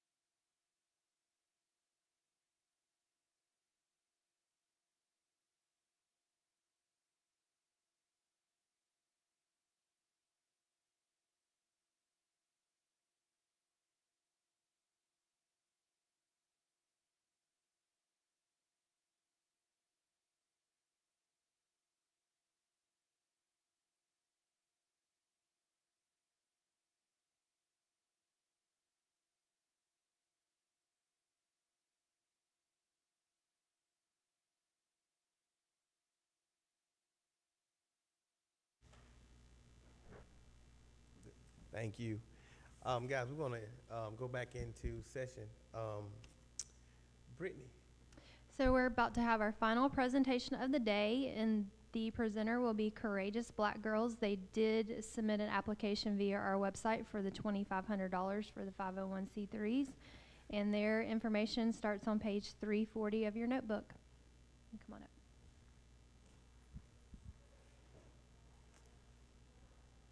Good afternoon and welcome. Good afternoon.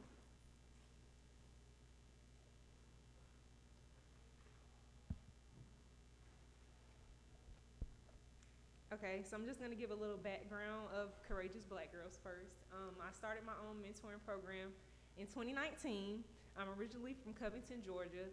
So I have girls from Newton High School, Jasper County, Alcovey, Eastside, some from Social Circle, and majority of my girls are in college. So right now we came in geared towards specifically Black young girls, but I opened it up last year to everyone. So I just wanted to give everybody a fair opportunity at college to learn something that I didn't know before I went to college, and then also bonding and working with other people. So for the budget, originally what I put online was the $2,500 because that's what I seen was the max. And normally I take care of it myself, and we do have sponsors, and we do fundraisers, and we do take in donations. So I just put the dates. So since COVID hit, I'm Jaquila Butler. I normally, we do like 4 events a month, but I cut down after COVID, so we only do 2 a month.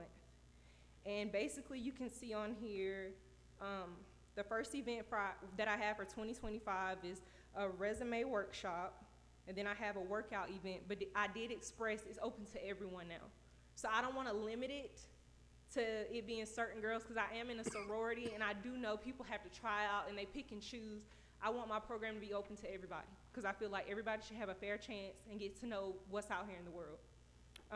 So basically, I just went ahead and budgeted out the costs that I normally spend, or some people may say, like, I called one lady, we did a painting in the park, and I hired an artist. She was $450, and she said, I'm gonna cover it myself, because I love what you're doing. So she came out there and that was covered, and I just had to take care of snacks. But basically, we do community service. That's what I'm very big on, community service. We do it down here in Covington, Conyers. We go all the way up to Atlanta, because I went to school at Georgia State. So I wanna make sure I hit every area, because I do want Courageous Black Girls to be global. I don't wanna just keep it here, but I do wanna start with where I came from. So basically, I just have all of our events here. I have the estimated costs, and then the total for the year. And then, as I stated when I first submitted online, I seen it was for the $2,500. So whatever we're getting in is gonna help. So anything helps. Did anyone have any questions? Thank you so much. Okay. Commissioner Mason. Thank you, Mr. Chair. I'm interested in finding out more about what your nonprofit does, how you are helping children in our communities. Thank you for your submission, and I'm looking forward to really getting to know more about what you do and how you're helping our community, and see how we could potentially help from our perspective as well. So thank you. And thank you. Let me go ahead and add, I sent 6 girls off to college that weren't even thinking about college. They're now in their sophomore year. I have one at Kennesaw State, Augusta, Clayton State, Georgia State, FAMU, and Savannah State.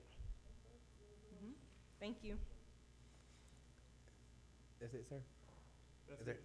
Thank you for submitting.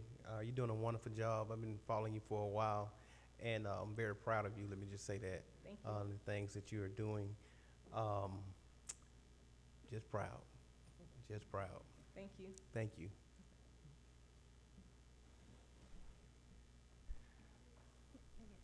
Thank you. Brittany. You done? We're done. We're done for the day. Thank you. Guys, we're actually done for the day. That was our last one, and I'm gonna close us out and finally adjourn us for the day. All right, thank you so much.